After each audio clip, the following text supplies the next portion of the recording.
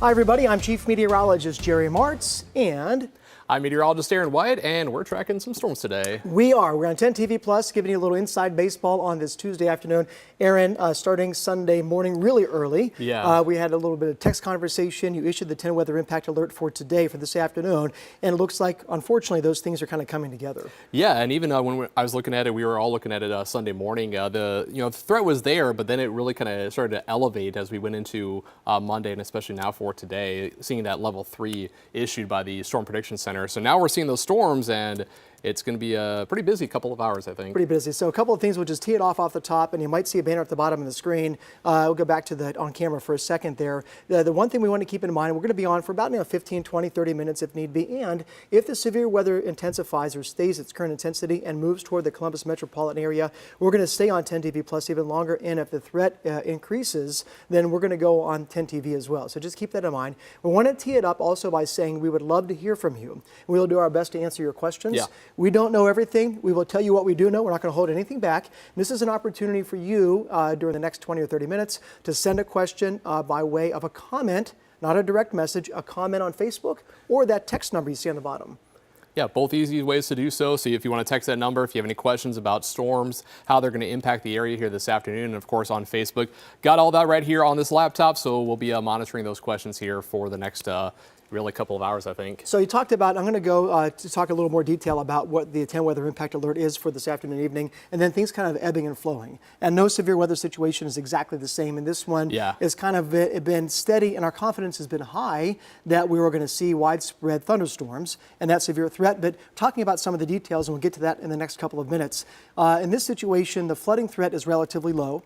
The tornado threat is not zero and actually increased a little bit, but the main threats are hail and damaging winds. Yeah, and especially those higher winds. I mean, we're kind of looking at those, everything coming together for some strong wind gusts, and even watching how the storm system evolved yesterday out in parts of Minnesota, Wisconsin, and Iowa, and just kind of tracking to the east, and now bringing that threat for us here in Ohio. So that's one of the things we're watching pretty closely. So we're going to get you the latest of the radar right now. Let's take that full screen and kind of overview of the 10 weather impact alert that goes today through 9 p.m.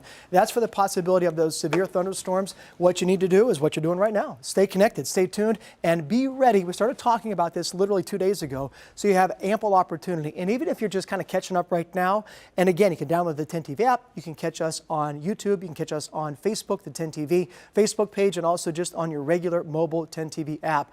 Different ways to stay connected, and that's great.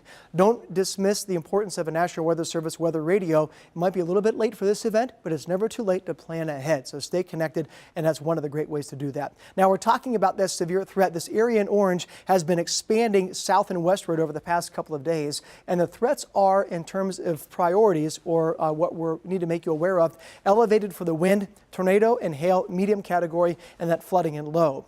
And it's not to say it's going to storm everywhere for the next 6 to 7 hours, but that window of opportunity for the severe thunderstorms will continue between now and just after sunset. So again, looking at strong winds being our primary concern. Second, it would be hail. Isolated tornadoes are next of a concern, and the flooding, because they are looking at these things moving pretty quickly. So actually this just happened in the past couple of seconds, so let's get into that thunderstorm warning for you right there. That'll take us to the radar scan. It should. And that will allow the opportunity for us to kind of get right into the nitty-gritty of that particular storm. So this is another thunderstorm warning that has just been issued that includes Delaware, Franklin, Madison, and Union County because of those 60-mile-an-hour winds and hail size about 3/4 of an inch. And that's something that we are watching again very closely as that storm begins to move in. And one of the things we're watching, the wind speed from these storms is about 60 miles an hour. The storms themselves are also moving at a very good clip at about 60 miles an hour. So we're going to put a track on that for you. Let's take a look at the looking at the map for us, and that begins to show the area that we're watching, and kind of broaden that perspective just for a second to show those watches. That is that severe thunderstorm watch, and again, those warnings, what we've been watching right there, that are the warnings to the west of Columbus, and then the ones that are moving back in. So let's take a closer look right now at the map. We're going to move this just a little bit to the east for us, kind of capture that. One of the things that's a little bit of a challenge, but not insurmountable, is when we're tracking these particular storms, that they're moving so fast, we've got to give us plenty of real real estate for those storms as they're moving in. And notice that structure generally moving, that bowing out. This is a large area, a bowed segment of that thunderstorm line. What we're really paying attention to, too, are some of the minute details. I'm going to zoom in a little further on this particular storm and just kind of show you what I'm talking about, and then we'll put a track on that. You do see some of the little ebbs and flows and the curves in there, and that's where we can get a number of things. That's where the possibility would be for some of those spin-up tornadoes, and also some of those notches and those little bows, those little echoes, those little boundaries. Those are where we can see some of those significant gusty winds. So as promised, now I'm going to put that track on there for you. We're going to move this just a little bit further off toward the west. Aaron, if you could just give me a shout out and tell me how fast those storms are moving, that would be great. Yeah, so it looks like they're moving at 55 miles per hour, moving to the east. At 2:02, they were located near Springfield. So yeah, they're moving east at 55 with, like you said, the winds up to near 60 miles per hour, which is actually kind of an improvement, because at one point the warning was for 70-mile-per-hour winds when they were crossing the border into Ohio. So maybe there is a weakening trend going on, which is definitely some good news. It's something we'll definitely take, any good news at this point. But to time out some of the counties and communities, thanks for that information. London at 2:20, Milford Center, West Jeff 2:26 and 2:30, Hilliard, Dublin, Columbus. That's between now and 2:47. So that is about 40 minutes away, Gahanna and Sunbury. And to be clear, this is a thunderstorm warning for those gusty winds and that 3/4-inch size hail. But it's an opportunity for you to know that you get a little bit of time. You can prepare. This storm is still about a county and a half away. Soonest in Marysville, in London, and West Jeff, and then down toward Jeffersonville and eventually Washington Courthouse. And that's the area that we're watching rather closely for this particular thunderstorm. So I'm going to toss it back over to Aaron just for a second, Aaron, because one of the things I wanted to make note of is the opportunity for us as we look at this particular kind of thunderstorm. We've got multiple different kinds of thunderstorm warnings. Earlier, you talked about some of the wind gusts with some of the storms. They were looking at a 70-mile-an-hour wind gust when that's outlined in yellow. This is not to be dismissive, but this is, as you mentioned, kind of a step in the right direction. A little bit of weakening of that particular cell. Yeah, and like I said, hopefully that weakening does continue as we're tracking this complex of storms making its way here across central and more so right now into western Ohio. And I've been monitoring some of the feeds from the National Weather Service out of Wilmington, and they've been mentioning that we've actually seen some reports of some trees down in the Germantown area, so just southwest of Dayton. And that was likely when the winds were gusting up to near 70 miles per hour. Now that we're starting to see that trend of maybe not seeing as many high wind gusts up to 70 miles per hour, but still 60, that can still knock some branches down, can still cause some problems here as we're looking at this complex. And what we're kind of focusing in on, as Jerry was talking about too, this line here that has the warnings moving towards the Columbus Metro now. But notice this this kind of bow shape. That's where we're seeing that surge of wind right in here, just west of London, and this is probably the core of some of the highest wind gusts, up to maybe around 60 miles per hour. So it's going to be a lot to watch here and see if we still see some strengthening or if the weakening does continue. Yeah, that would be good to see that weakening. But one of the things we talked about too, going back to 2 days, Aaron, is the ingredients kind of coming into place for these particular storms. And we talked about the lift, that cold front that's still several hours away. So this might just be round one of possibly a second round later today. We'll get to those details later. But those ingredients, very warm, very windy today. And you probably noticed just an uptick in the humidity as well. So those ingredients certainly coming together for today. So let's take a closer inspection of some of those particular cells right now.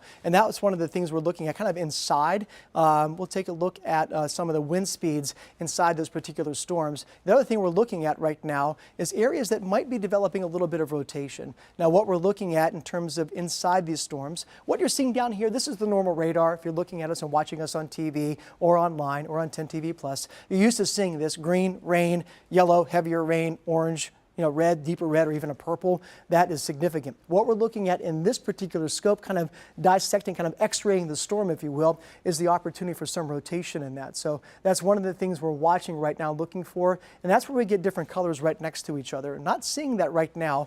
I'm going to switch the radar scan to give us a little bit of a better perspective right now and looking at some of those areas. You do see something that is a little bit eye-catching, if you will. And Aaron, you probably can take a closer look at that while I'm doing this as well, and just let me know if you see anything different, because we've got multiple different radar sites that are feeding all of central Ohio. Again, this is South Vienna. This is west of London. This is west of Madison County, but moving pretty good.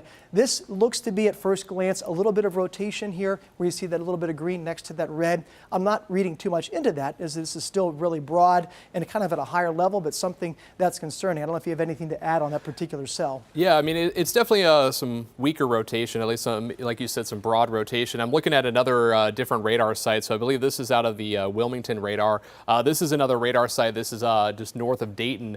You can see the radar located right there. So it's a little bit closer. And there's a couple pockets here where there may be a little bit more core of some higher wind gusts, especially where you see some of that tan color right there. But there could also be some rotation trying to, as we get these little, just little spots within that whole line where you could get a quick spin up. It's not looking like it's going to be any big tornadoes, anything like that, just some quick spin ups as we get that surge of wind coming out of here, out of the Dayton area, now moving through Springfield. And it looks like the pocket where we have some of those higher wind gusts, where you see especially the brighter pink. So there's a lot of red, there's some wind. Anywhere you see some color here, there's a little bit of wind, 10, 20 miles per hour, but you get the brighter colors here. That's where we're talking about that core of more of those severe wind gusts, upwards of 60 miles per hour, but there could be some isolated pockets where we're talking about winds gusting up to maybe 65. And these are some of the type of wind gusts that did move through the Dayton area and just southwest around Germantown. There was a report of a larger tree down about a foot in diameter. So one of those larger trees that actually did fall because of some higher wind gusts. They haven't estimated exactly how strong those winds were at the time, but that warning was for up to near 70 miles per hour. So it is definitely something we're going to be watching here for these pockets of more intense wind speeds, and if they can perhaps gain some rotation and maybe provide a brief spin up. So we're really focused in on that core of the stronger winds. Yeah, we'd rather them not intensify and see that rotation, but if that happens, we're going to be all over this particular storm, and that's why we appreciate you joining us on 10 TV Plus. Aaron, I'm going to do a little more tracking on this, and I'll give you an opportunity to check on Facebook and also on the text line to see if we have any questions or concerns and people kind of phoning in or commenting. We'd love to hear from you, and that's part of what we're doing, why we're doing what we're doing today, is to kind of keep you connected and let you know what we know. So again, this particular thunderstorm is arcing eastward, doing so very quickly. We're going to give a quicker look at that storm and move that off toward the west. So I can move the map to the west and give us a little more real estate to talk about this particular storm. This is a huge severe thunderstorm warning, and it's basically because of wind gusts to 60 miles an hour and because of 3/4 inch hail. That's about the size of a nickel. Not insignificant, but not quite the 1 or 2 inch hail that we've had some experience with already this year, unfortunately. And this particular severe thunderstorm warning goes on until 3 p.m. and covers all the way Delaware County, Franklin County, Pickaway County, and also includes central and southern parts of Union County, all of Madison County, and northern parts of Fayette County, Marysville, London, and just north of Washington Courthouse, Delaware, Columbus, and just north of Circleville in terms of some of those towns and cities. So closer inspection right now. Let's get it a little bit closer, and bear with me. We're going to take a little bit of time and kind of look at some of those communities that might be affected by these storms, and maybe get a little closer look too to some of those areas that might be a bit more concerned. Now we're talking a little bit of weather speak here, and you can clearly see that looks like a bow, kind of like a bow and arrow. What we're really paying attention to are some of those smaller little notches, or kind of like hooks inside there. It's not a guarantee or a sure thing that any one of those would cause a tornado, but it also might be an indication of the potential for some potentially damaging winds in a very small corridor. So we're going to put a track on this and then move that track down the line as the storm is moving still east at about 55 miles an hour. So we're going to move this particular line and then move it to the east, and I've got to give myself a little bit of runway here to get it far enough out. That includes now London in 222, that's just a few minutes away, about 10 minutes. Hilliard, West Jeff 230, Hilliard 236, Dublin 240, Columbus downtown proper 247. Then we're looking at Westerville, New Albany, Johnstown, Pataskala. Some of these communities are just outside of the particular warning, but we're looking at Licking County, perhaps Fairfield County, and even Knox County, Mount Vernon. You might hear your name called, even though you're outside of the extent of that particular warning. Now, further off toward the south, not to be dismissive of those friends and communities down there, we're going to just drop it a little further off toward the south and track that particular line as well. So that one starting around just southwest of London right now, and then going almost to Wilmington on I-71, again moving northeast at about 55 miles an hour. That would put areas around Bolton Field, Jeffersonville, Urban Crest, 222, 234, and 237. Grove City, 238, Groveport, 252, Picktown at 301, Lithopolis at 304, excuse me, and then Miller Farm Landing Strip at 312, if you are familiar with that. One other thing that we're going to look at and kind of dissect this storm, and then we'll get over to some of your comments and questions, that is if this particular storm might producing a little bit of hail. So one of the things we're looking at inside this storm, once again, kind of dissecting that, and where we see these areas of a little bit of a deeper green, and sometimes it would even go to a deep green or a purple or a pink. So that means there's a potential. I'm going to shrink this down just a little bit. So we're looking again, there's London, there's Midway, there's Mount Sterling, there's Washington Courthouse. So we're looking just to the west of the 10 TV viewing area right now, but there are indications of some hail, and that's one of the hallmarks of this particular severe thunderstorm warning, is that that's areas of the darker green pockets, for example, would be producing up to about 3/4 or nickel-sized hail. So I'm going to flip it back over to Aaron, see if you've got some questions or comments, Aaron, and then we'll just kind of go back and forth as this storm continues to move east at a pretty good clip. Yeah, definitely moving very quick. So yeah, we have a few questions here. Again, if you have any questions, you can drop them in the comment section, or you can send them to that, I don't know if we have, yeah, there we go. If you can text them to that number that you see there at the bottom of your screen, and we'll be answering them here right on this laptop as we go through just tracking all these storms and getting a couple of questions asking who's going to be impacted here. So I did put another track. Jerry showed this a little bit ago.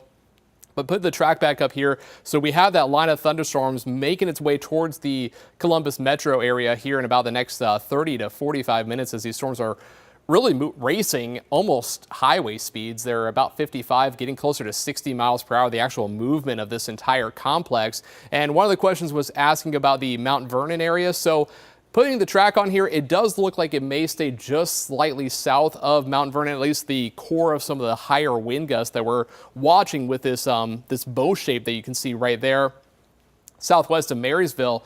But that's not to say that we're not going to see any rain, because if you look even further to the north, we have some green, some yellows on the map. There will be some rain moving across a large part of the area, all the way up to Kenton, already seeing some rain. Marion likely to see some rain.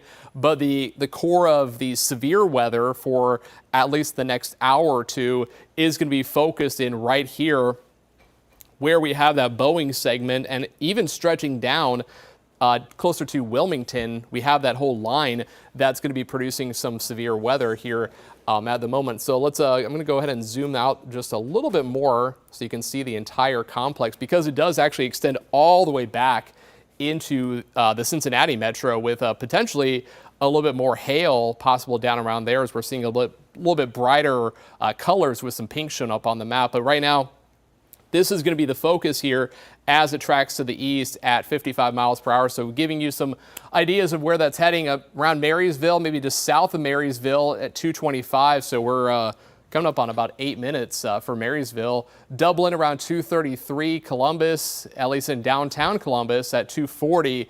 Getting closer to the Columbus Airport, John Glenn Columbus International, probably about 245, because they're moving so quickly. So if you're thinking about you're driving down the highway, how long it takes you to go from the west side to the east side when there's not much traffic, well, that's about how quickly the storms are moving, 55, 60 miles per hour. So the same highway speeds that we're getting with this, pretty large complex. So, Aaron, one of the things we've been checking in on, any other questions of note before we flip it around? So looking at some other questions here, severe line, is there more after this line? That's a good question. Yes. And that's something we've been kind of talking about, trying to figure out, are we going to see more storms, or is what's happening right now just kind of taking all the energy away and maybe not a lot happening later on? Yeah, that's a distinct possibility. And one of the things we've both seen both scenarios, right? Here's a quick look at the thunderstorm warnings: Delaware, Columbus, Asheville, just north of Circleville, and just cutting off before we get to Licking and Fairfield County. These areas, because of 60-mile-an-hour wind gusts and small hail, medium hail, about 3/4 of an inch, about nickel size, that goes until 3 p.m. What we're also watching as we expand this view just a bit and trying to answer that question, and that is the million-dollar question. There's only a finite amount of energy that the atmosphere has to release in these storms, and sometimes this initial round, especially this time of the day, will serve to weaken subsequent lines in the evening. Other times, not so much. We have a cold front coming. That's kind of the wild card right now, is that cold front, as we look back to the west, is still several hours away, and it might have the opportunity, again, to bring in more particular thunderstorms. So that's something that we're watching pretty closely as we go through the next couple of hours. So one of the things, too, that we're looking at very closely is this particular area of lightning. We're going to zoom it back in for you and give you a closer perspective right now, especially close in and around Columbus. Just to the west, we're looking at several hundred lightning flashes. To the east, still kind of a heads up. If you're Newark, if you're down near Fairfield County, Lancaster, and then Chillicothe and Waverly, you're still a couple hours away, maybe 90 minutes from seeing those stronger thunderstorms. But Columbus, they're about knocking on the door right now. So let's do what we've done a couple of times and kind of move in a little bit closer and look in detail. And you do see, of course, a significant amount of lightning just south of West Liberty, up near Bell Fountain and Logan County, just south of Marysville. And that lightning just about to cross over right now into western Madison County, kind of a lone flash way out ahead of the line. That is in southeastern Madison County. And the leading edge of some of that green, you're probably, if you're looking west of Delaware, west of Columbus, west of Hilliard, west of Grove City, you're more than likely seeing some pretty ominous dark clouds. And just a reminder again, as much as we'd like to be connected to you by way of a text or a comment on our Facebook page, we do not want you to take pictures and at no point in time, whether it's now, whether it's this evening, whether it's tonight, whether it's this week, at any time, to put you and yourself or anybody else in danger just to send a cool picture in or some video. It's not worth it. It's not worth it. So there are trained Skywarn spotters. There are emergency managers. If they have the opportunity, that might help confirm some of the weather that's coming in. But the general public, which is 99% of you that we're talking to and hearing from today, please, your safety and that of your family is the #1 priority. And I'll take this opportunity again to mention the 4 Ps. Your people, your pets, your papers, and your pharmaceuticals. If you don't have those organized, or at least kind of an idea of where they're at or where they're going to go, it's a good time. We're not talking about something at this point that has a large likelihood of tornadoes. What we are talking about is some gusty winds and some hail. Nevertheless, it's a chance for you to kind of know and think about some of those things. So if it does turn worse, that you are prepared. You've already thought these things through, so you're not going to panic. You know where your people are and where they're going to be. You know where your pets are and how you're going to take care of them. You've got your important papers in one place and you don't need to go looking for them. And you've got your pharmaceuticals, which in some cases might be life-threatening, life-saving, I should say. So you need to keep those things all close by and know what to do in case this severe weather moves in. So down off the soapbox for a second and back to tracking this thing. We're going to zoom in a little bit closer right now. You do see this radar scan updating in real time. We're going to take the lightning flashes off to eliminate that bit of a distraction. Just go to the plane radar right now. And the radar scope, for the most part, is still picking up I'm going to force it to go to the Wilmington radar, and that might give us a better perspective right now in some of these storms, and a little bit more robust look. Delaware getting a little bit of rain. You see some yellow and green there just southwest of Columbus. That is just outside of Grove City, north of Orient. Downpour and some gusty winds there. And you do see kind of this structure, a little more haggard looking right now, but still maintaining that. It doesn't take much imagination to kind of connect those dots in a bit of a bow. And if it's some of these different little bows are moving out at like greater speeds or slower speeds, and we see that difference sometimes, that just enables some of that energy to shift. And even while I was speaking, you probably noticed, if you're paying attention, the back edge of this particular thunderstorm warning has been taken down. So that means, as Aaron mentioned earlier, they're moving at about highway speeds. So as they do that and move so very quickly, that back edge has been kind of the all clear. Not quite for us yet, but it soon will be. So I'll put a track on that and then hand it back over to Aaron for some more details and some Q&A. And this is a pretty big storm, so I'm going to give it a little bit of latitude and some room to breathe right here. And we're going to put a pretty big squall line on that tracking just southwest of Marysville, right through London, and then all the way down toward Jeffersonville, and then moving that northeast at about 55 miles an hour. Let me drop that a little further south. There you go. Whoops. Got caught on my shirt sleeve there. We're going to drop that there. You got 55. Thank you. So Jeffersonville in a few minutes, right now actually. West Jeff in 7 minutes. Dublin 240. Powell at 2:43. Columbus 2:48. Gahanna 2:54. Groveport 3 o'clock. Picktown 3:10. Etna and then Mount Vernon. Again, these last few are outside of the current warning, but you've got more of a heads up than your friends and neighbors in Franklin County, Delaware County, and in Pickaway County this afternoon. Aaron? Thanks, Jerry. And as we are talking about these storms, I got a couple questions here, just kind of asking about some different locations here at the moment. One of the locations is around Athens, and even just for the county itself, if they're going to see some storms. And right now, the core of the strongest of the storms right now, again, is moving into the Columbus metro, back to London, back towards Wilmington, and even down towards Cincinnati. And what we're going to be really focused in on is the southern extent of this complex, how far it develops even further to the south. And those would be the storms that could potentially impact Athens. And it wouldn't be until a few more hours, probably closer to 4:35, maybe even 6 p.m. And especially if we can get some redeveloping storms later on, that's what we're going to be watching for if we get some more storms later on this evening into southern Ohio. The one thing I also want to mention too is, as we're talking about the velocity picture here, and just looking at that a little bit closer, as you can see, a pretty strong core of some higher winds where we have that blue showing up there. And I want to just look at one of these areas in particular just to see what type of wind gusts we're getting, or at least the potential for winds. And the radar is showing potential for winds gusting up to 65 miles per hour. The other thing to keep in mind is it is a bit further away from the actual radar site. So with the curvature of the Earth, you're looking maybe 1,000 feet above the ground. So that's what the radar is saying. There's 65 mile per hour winds above, 1,000 feet, above the ground. So whether we're seeing those same wind gusts at the surface that could cause damage, that's to be determined. But earlier in the last hour, we did have some of those higher wind gusts in Dayton with several trees down. There were some power lines reported down. There were some winds that did gust, actually recorded wind gusts at the Dayton airport of 67, 68 miles per hour. So there were stronger winds about an hour ago, but as we've talked about here, since we've been on here on 10 TV Plus, that the storms have weakened a little bit, not a lot. They are still strong. They are still severe. That's why we have those warnings in effect, but maybe we're starting to see some of that trend happening, which is definitely some good news, and maybe we're not going to see as significant of wind gusts moving through the Columbus metro, but it is still something you need to be paying attention to if you live in Columbus, if you live anywhere in the metro. We have that severe thunderstorm warning because of the potential for winds gusting over 60 miles per hour. So as we've mentioned, if you're just joining us right now, also here on 10 TV Plus, if you have any questions about the severe weather, anything that we're talking about here today, you can text that number that you can see there at the bottom of your screen. If you're watching us on Facebook, just drop a question in the comment section, and we'll be looking at them here over the course of the next several minutes as we're tracking this line of storms making its way through. So, Jerry, a lot of things are happening here. A little bit maybe more activity further to the west, and actually looks like there is a new severe thunderstorm warning that was just issued here a little bit further south. So the southern extent of that line of thunderstorms just now south over closer towards the Wilmington area. Yeah, good update there. Let me go grab that off the printer. I can hear it whirring in the background, so that's it's good to have that information.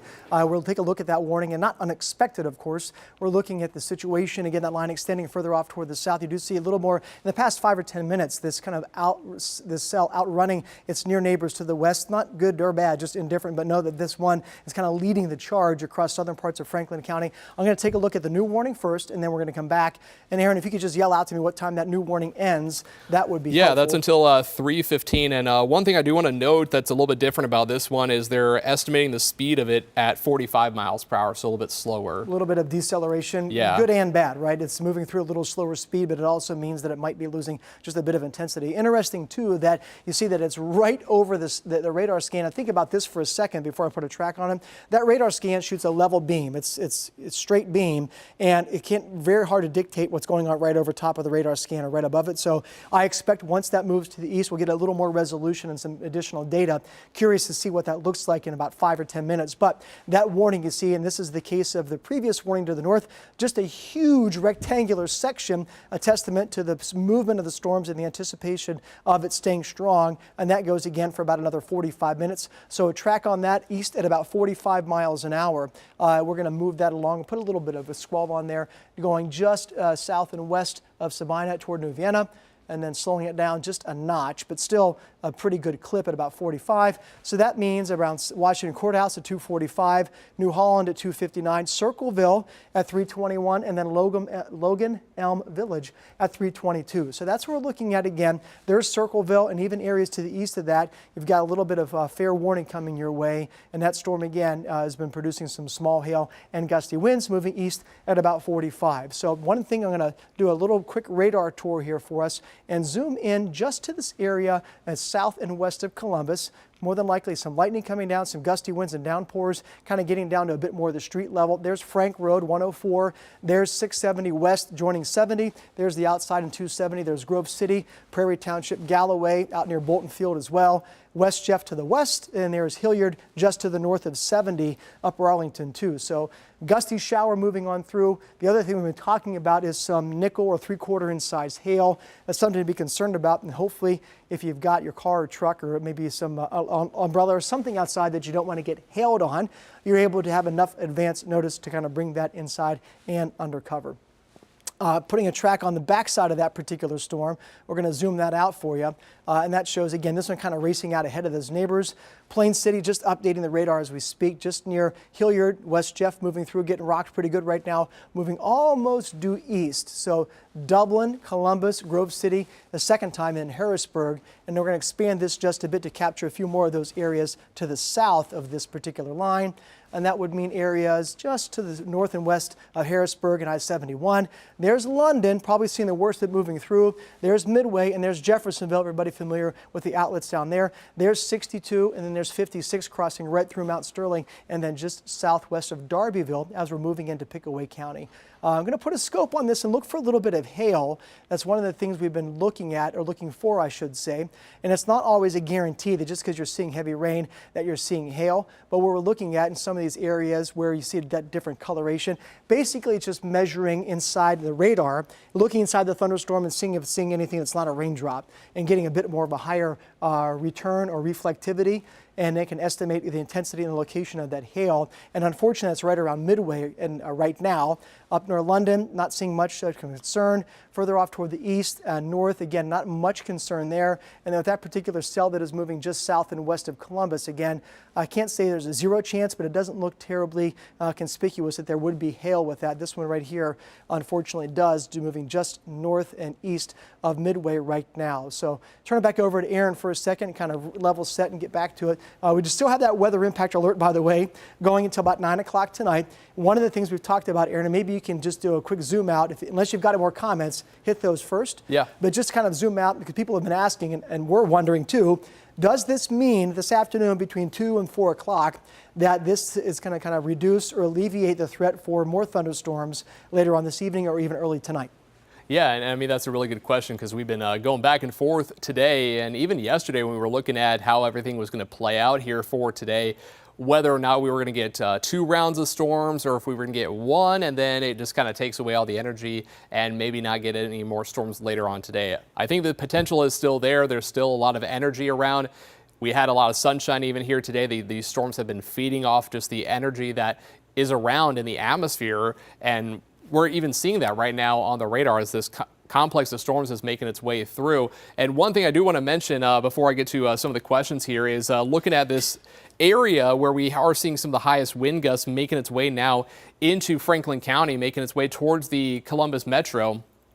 You can see multiple spots where we have potential winds gusting up to near 65 miles per hour. That's about the highest that I've seen here on the radar picture. Whether we're getting actually any of those winds at the surface, that's still to be determined, but the potential is there. So do keep that in mind, especially as we look at this complex really moving through, and then a couple of spots where we're seeing some winds closer to 58 miles per hour. But that's right there. I do want to zoom this down just a little bit further to the south, because we are seeing Some other spots right now where there's maybe a little bit more higher wind gusts. There's south and west of Harrisburg, southeast of London. You can see that bright pink area. That's where we're talking about winds up to 65, maybe as high as 70, but I think 60 to 65 mile per hour winds is a higher likelihood based on the trend that we've seen over the last hour or so. As mentioned, though, if you have any questions, if you're just joining us right now, the time is just after 2:30. It's 2:33. If you have any questions, you can text that number there at the bottom of your screen. We'll be answering them as we continue through the severe weather coverage. Also, if you're watching us on Facebook, just drop a question there in the comments section. And some people are asking about when this is going to be hitting the Columbus Metro, and it's basically on our doorstep right now. It's moving into the Metro, and it will continue to move through over the next half an hour. So depending on what part you live in, it's the western side, eastern side, it's probably about another 15, 20 minutes. And then is it going to continue on? Asking about the Newark area. It's going to be there in the next 45 minutes. They're moving at a pretty good clip, so I would say zooming out the radar picture, let me switch back to that. And just seeing how the system is really evolving, and you can see it's the heavy rain. We're starting to get some rumbles of thunder here at the station, and continuing on as it moves through the Metro, it's going to be heading over to Newark again in about 45 minutes. So do keep that in mind.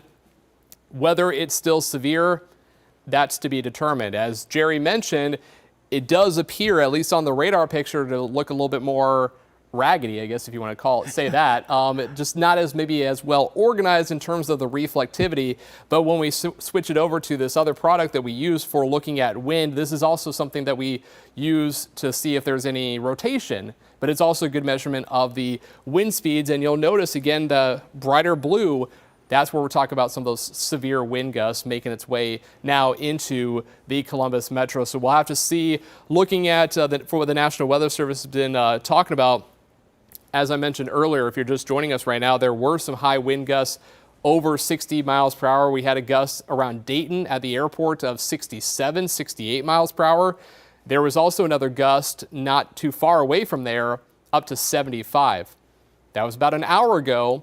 Things have changed. The storms have weakened just a tad, but still did produce some damage in that area in western Ohio. So we're waiting to see if we have any more damage reports moving in as this complex makes its way across central Ohio. From the National Weather Service in Wilmington, they're mentioning that they've had several reports of damage, including tree limbs, some trees down, even a few power lines with this complex earlier, about just an hour ago, Jerry. So there are a lot of things happening, and going to continue to monitor if you have any questions here. One other question, just got that in here, asking about Chillicothe. So let's zoom out things a little bit.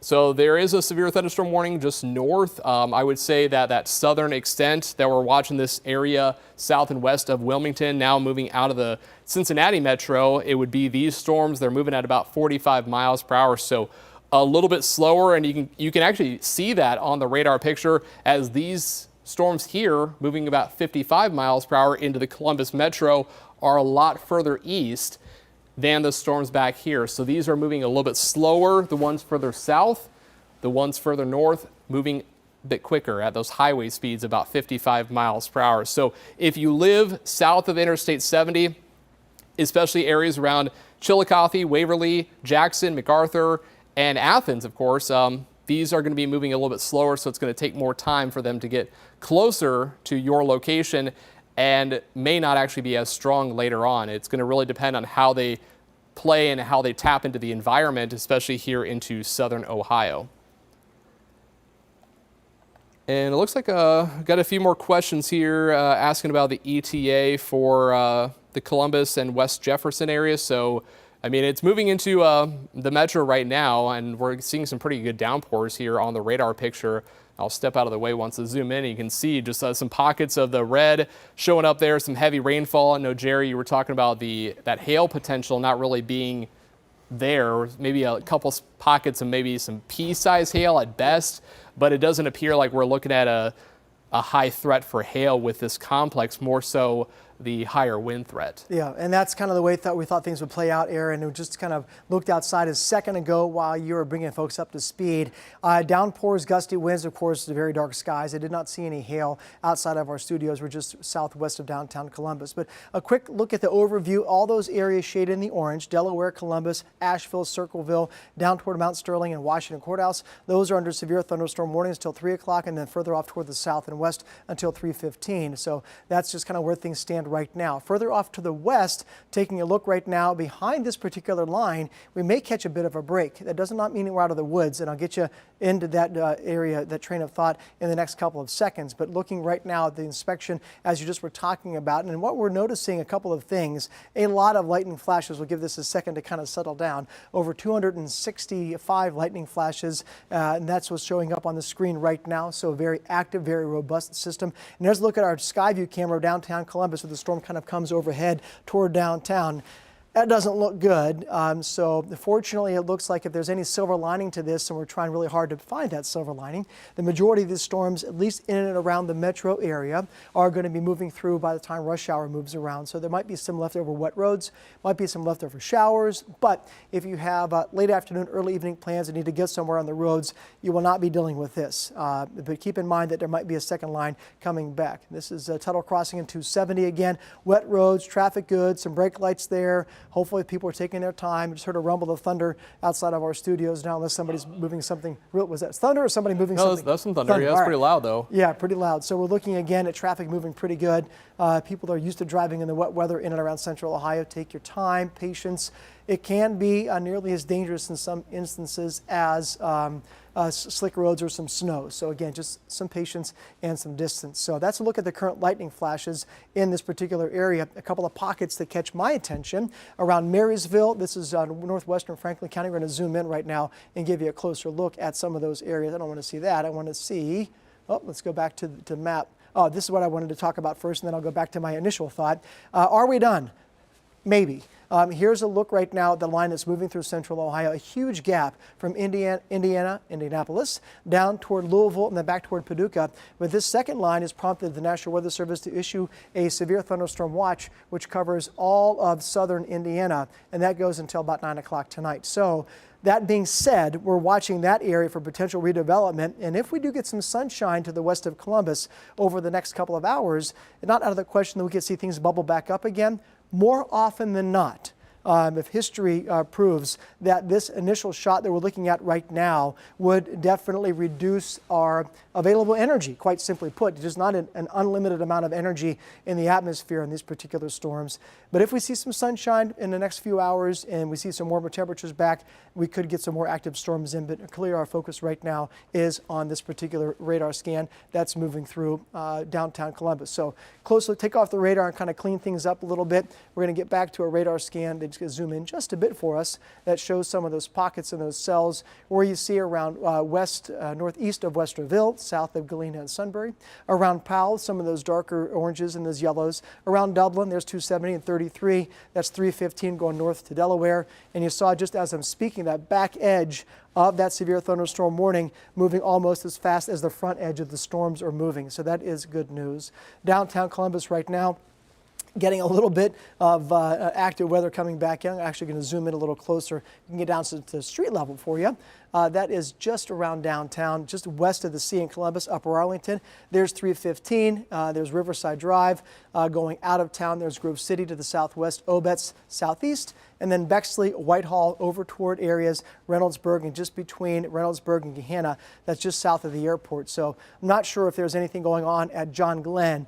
Ground stoppage wouldn't be totally shocked right now, but this cell that might be causing that is moving east at about the same speed. So we're going to zoom out again and put a track on that, and then we'll begin to move things around and show you what's happening off toward the south as well. So we're going to just zoom it out for you, give you a little bit of a broader perspective and showing what's happening at large. And that area, again, extends all the way back down to the south and west. I need to get another radar scan on there for you to give you a bit of perspective and pick up some of that particular data.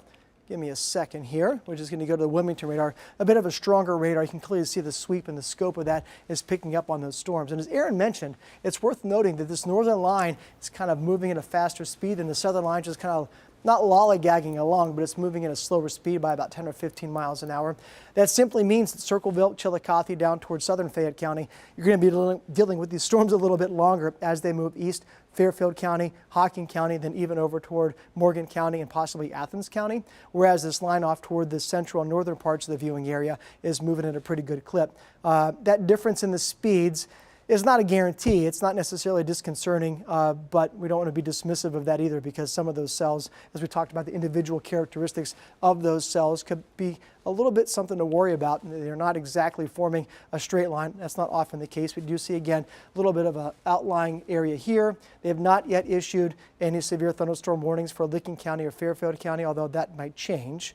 We're looking at some thunderstorms around Johnstown, south of Delaware on 315 and 23, right toward downtown, and then arcing southwest on 62 toward Mount Sterling, and then out 71. Put a quick track on this for you and just kind of move things along. Even areas outside of that severe thunderstorm warning on those particular cells, we're going to just give you a little bit of advance notice here. And that would be moving east still at about 55 miles an hour. Main line back to the west, moving just north of east. We're going to slow down a little bit there, Jerry.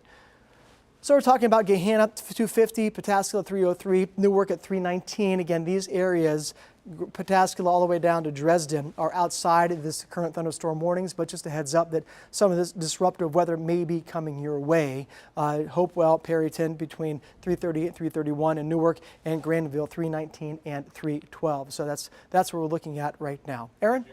Mention we got a couple of reports from the Dublin area. There was a report of a 60 mile per hour, actually a recording of a 60 mile per hour wind just a couple of minutes ago at 2:40, so 4 minutes ago, 60 mile per hour winds around Dublin. So those are severe. So we have confirmation now that there have been some stronger winds moving into the Columbus metro. And I do want to talk about, we got a question asking about this Circleville area. So there is that severe thunderstorm warning as well for this portion of the thunderstorm. And notice here, this was a little bit different. What we're looking at least with this portion of the storm is still those high winds gusting over 60 miles per hour, but also might be a little bit hard to see on the screen, but there's a little bit of pink in there. So there is a potential that we could see at least some small hail, maybe up to near nickel size as it is moving towards the east-northeast at slightly slower speeds. Again, the northern part moving at about 55 miles per hour.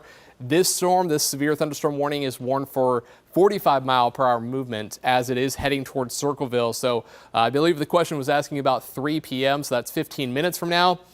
I would say about 15, maybe closer to 20 minutes getting into Circleville with this portion of the storm as it is tracking towards the east-northeast. And while this is happening, and Jerry mentioned it, are we going to have more storms later on? Looking out further to the west, we have that complex that's moving into areas in northern parts of Kentucky, but further to the west, the southern Illinois area, where we have more of these storms, is if they're going to make it or stay a little bit further to the south. And one thing I do want to show here, this is one of the newest computer models that we have coming in here. Once it loads, just going to take a second. There it goes. So we're tracking this line moving through right now. So as there it goes, that's going to move off to the east really quickly. So by 5 p.m., I mean, the line that's moving through downtown Columbus is already getting closer to moving into northern West Virginia and into western Pennsylvania.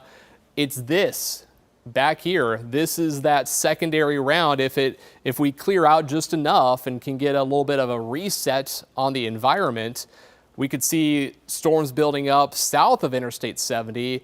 And these could also pose that risk of severe weather. And these ones, Jerry, these look a little bit more isolated and maybe could provide more of a hail threat than the wind threat that we're seeing right now. And then the cold front comes through and we're looking quiet for tomorrow. I like the timing of that cold front, Aaron. I'll just pass you a little note there, a little bit of additional inside baseball. But one of the things we're looking at, we can come back to the Weather Maine. Another thunderstorm warning has just been issued. As you mentioned, we're looking at the possibility of these thunderstorms continuing in parts of central Ohio as we go through the night into the not wee hours of the morning, but till about midnight tonight. Almost expected. If I would have stayed on another 5 minutes, we would have captured this in real time. But nevertheless, an additional severe thunderstorm warning that now goes and includes Fairfield, Licking, and Pickaway County. The threats are still the same: 60-mile-an-hour wind gusts, 3/4-inch hail, and we're looking again at that storm not really letting up. And the one thing that's interesting is that if you're with us over the past 30 or 60 minutes, this little bow echo kind of outline out ahead of the main line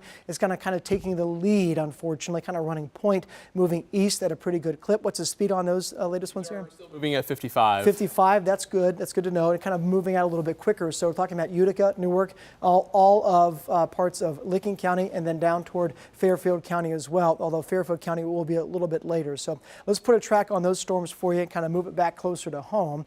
And that will be what we're looking at again in and around Franklin County and points off toward the east. We're going to take the lightning off and we'll track that storm in a moment. What I also want to show and share with you is that the areas that are not under a severe threat anymore, that is areas west of Delaware, Marysville, London, over toward Mount Sterling, you're getting to or are in the clear. Hilliard, Plain City, Powell is moving to the east of you, down toward Grove City and areas. I'm going to zoom in a little bit rather than just take a random at some of those names in those communities right now. We're looking again areas around Dublin, Hilliard, Lincoln Village, west toward areas, West Jefferson, Grove City and points west London, Harrisburg, Orient. Again, those areas are looking a lot better right now than they were just a few moments ago. But the same can't be said again further to the east. So we're going to move the map and just kind of capture some of those areas to the east as that storm begins to move at about 55 miles an hour. So like the previous storm that was down near Wilmington, this one is moving right over the radar near Pataskala. So we're going to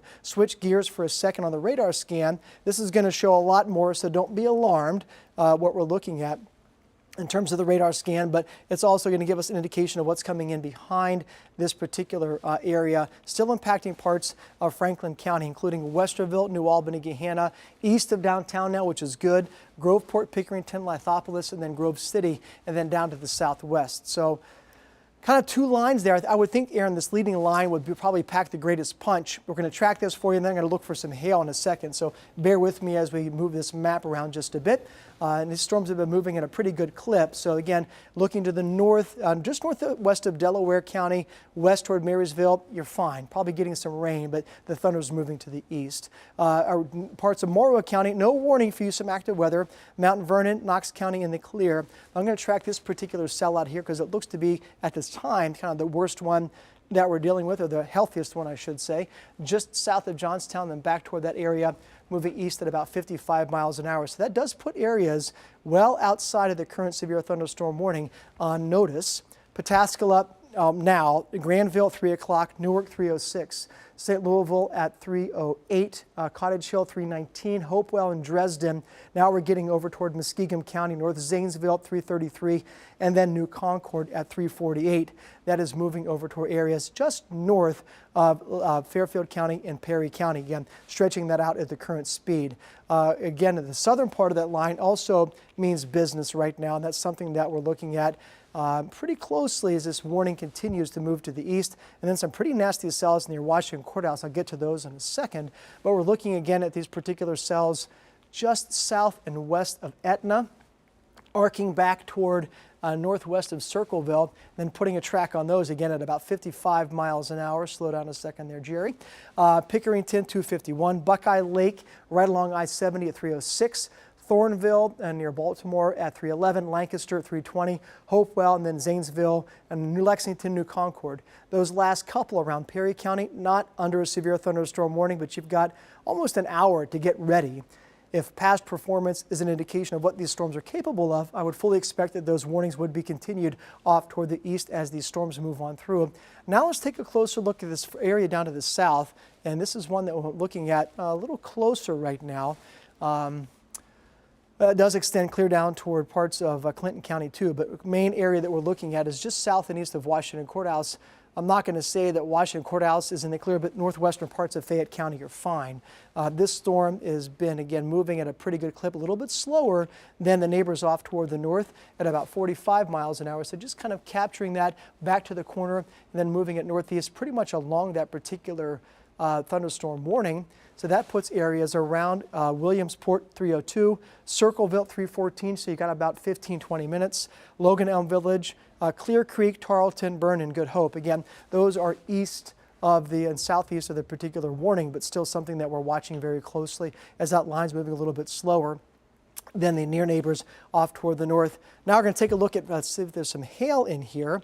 And that might give us an opportunity to see or give areas a little bit of heads up on particular threat for some hail. We've not talked about or been tracking significant hail greater than 1 inch or 2 inches, but 3/4 inch hail about the size of a nickel. You don't want that coming at you at 60 or 70 miles an hour, or your car or your truck or anything else you've got outside.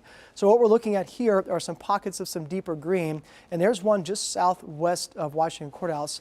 I'm going to zoom in just a little bit on that and just get a closer perspective there, perhaps a little more in terms of some street level for you. Then we'll go back to manipulating that map, or you go back to the tracking tool here and just find out what we're looking at with the hail inside that particular scope. So right now, just in that area, southeast of Washington Courthouse, we haven't seen a lot of this so far. We're going from the blue to the deeper green.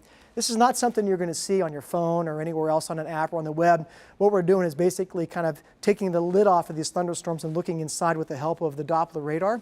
And that basically tells us where we're seeing the potential for some hail. So that, again, south of Washington Courthouse, central and southern parts of Fayette County.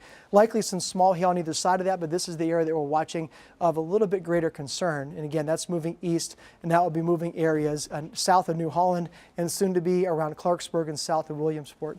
Further off toward the north, also the possibility of some hail. Now we're getting into northeastern parts of Fayette County, southeastern parts of Madison County, south of Mount Sterling. Also some hail there moving off toward the northeast. So a concern, not a major concern, Aaron, but a concern nevertheless of the possibility of some hail in these storms. But still, I think the priority would be the winds, the lightning, of course, the quick gusty winds, and the possibility of some of that small, not insignificant, but smaller than 1 inch hail.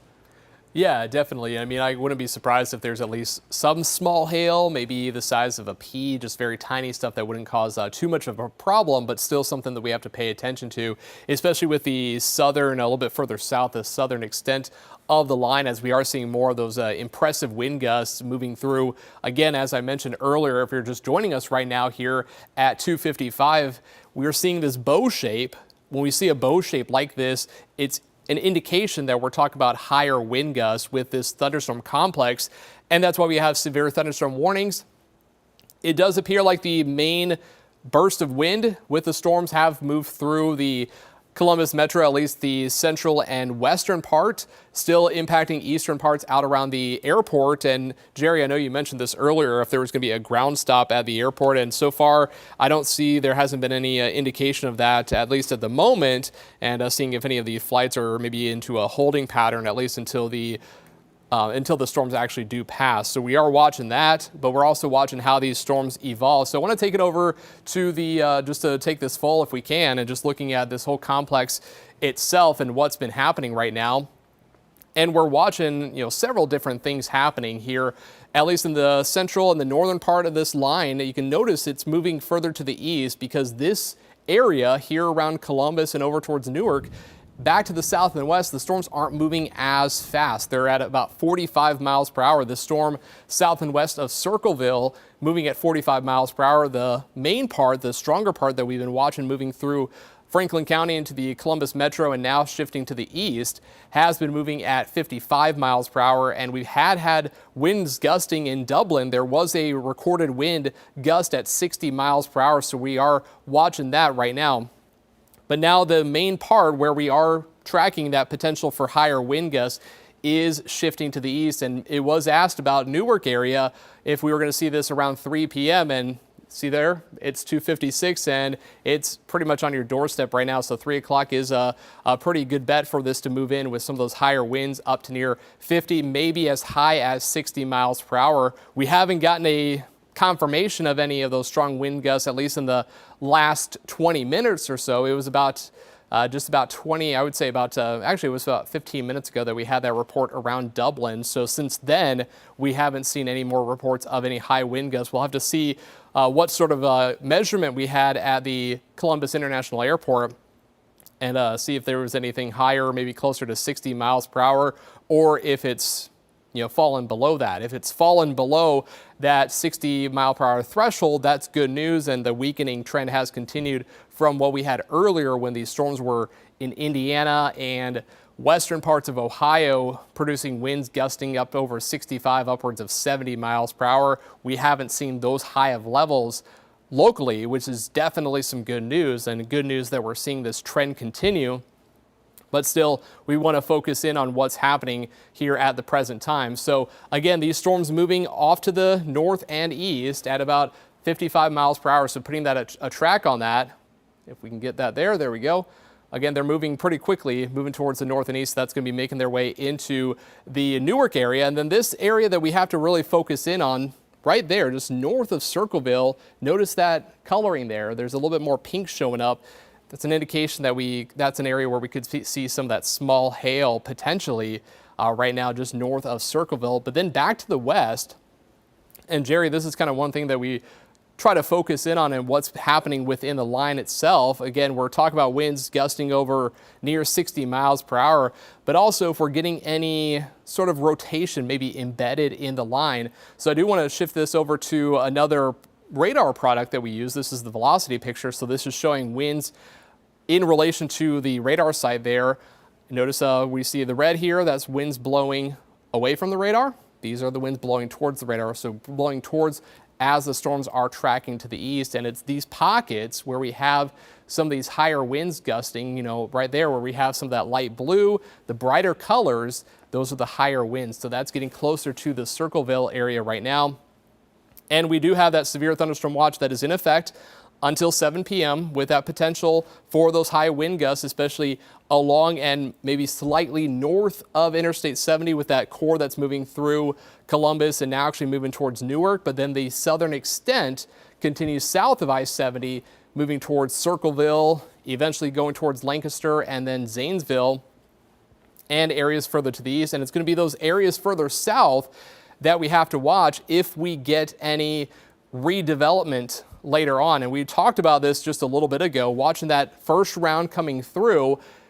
Do we reset the atmosphere? Do we get a little bit of energy happening in the next few hours to get some more storms developing further to the west and further south of Interstate 70? This is around 7 p.m., so this is actually around the time that the severe thunderstorm watch would expire, and we'd have to watch to see if we have any potential severe weather, or do these not develop as strong as what we're seeing here on this computer projection, and maybe they're just, maybe strong, but maybe they're not producing any critical weather. That would be the good news. That's what we hope for here with this secondary round, but a lot of things can happen. A lot of things can change as we're tracking this main line making its way through, but then tracking this secondary round moving through over the course of the next several hours. And then the cold front moves through and we're done with all this. Things are looking quieter later tonight, quiet for tomorrow. Really, we're tracking pretty clear skies and just a really overall just a decent day here for tomorrow. But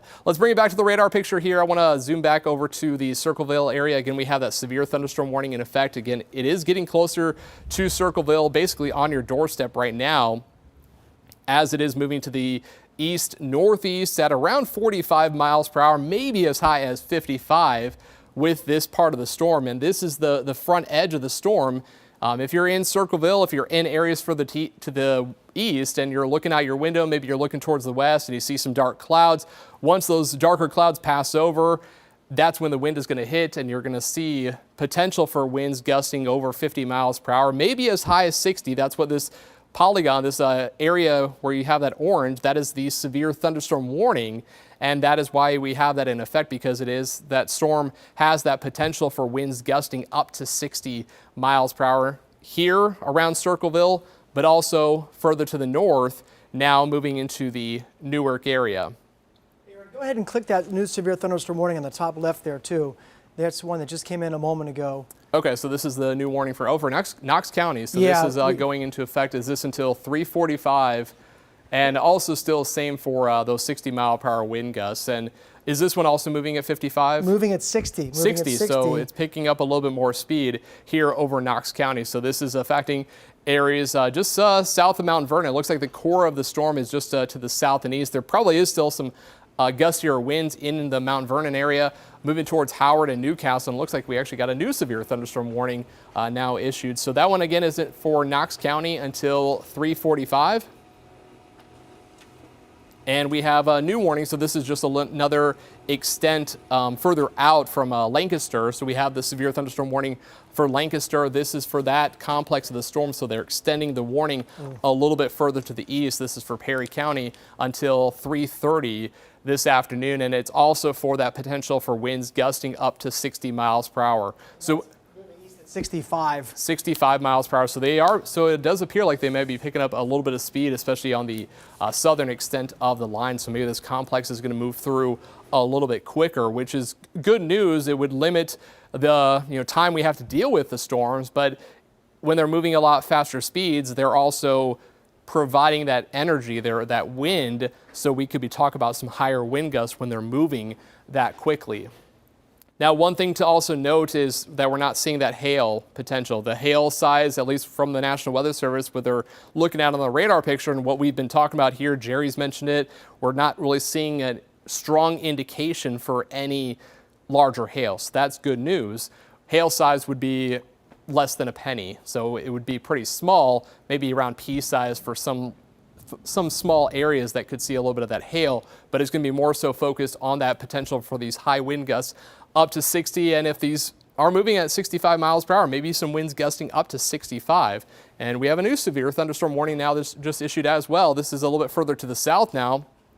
This is going into the Hillsborough area, just south and east of Wilmington. And notice this is a pretty strong, at least there's a couple of spots where we're seeing some indications where there's heavier rainfall, and also down to the south and west where we have that brighter pink, that sort of a magenta color. That's an indication where there might be some of that hail potential here. It is still being warned for hail size up to about pennies, so still rather small and wouldn't cause any potential damage to any vehicles, any siding of your house, but still something that could be a hazard here with this new severe thunderstorm warning.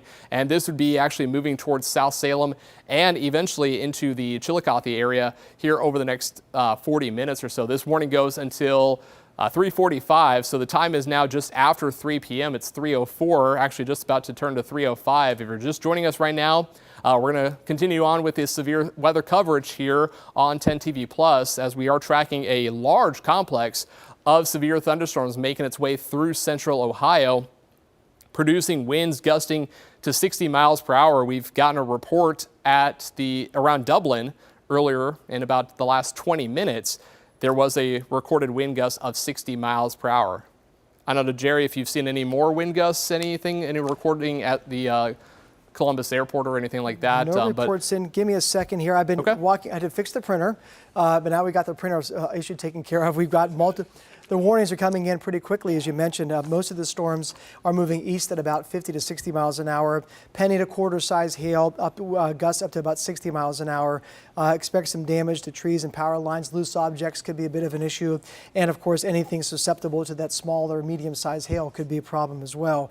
We'd have a lot of warnings out there. Not seeing damage reports, so to speak, but just give me a quick second to bring myself up to speed on that. Local wind gust at Rickenbacker at 60 miles an hour. Okay. That's recent.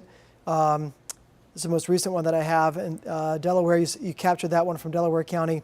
That was 52 miles an hour. And again, a lot of these warnings, again, producing those gusty winds and looking at multiple warnings.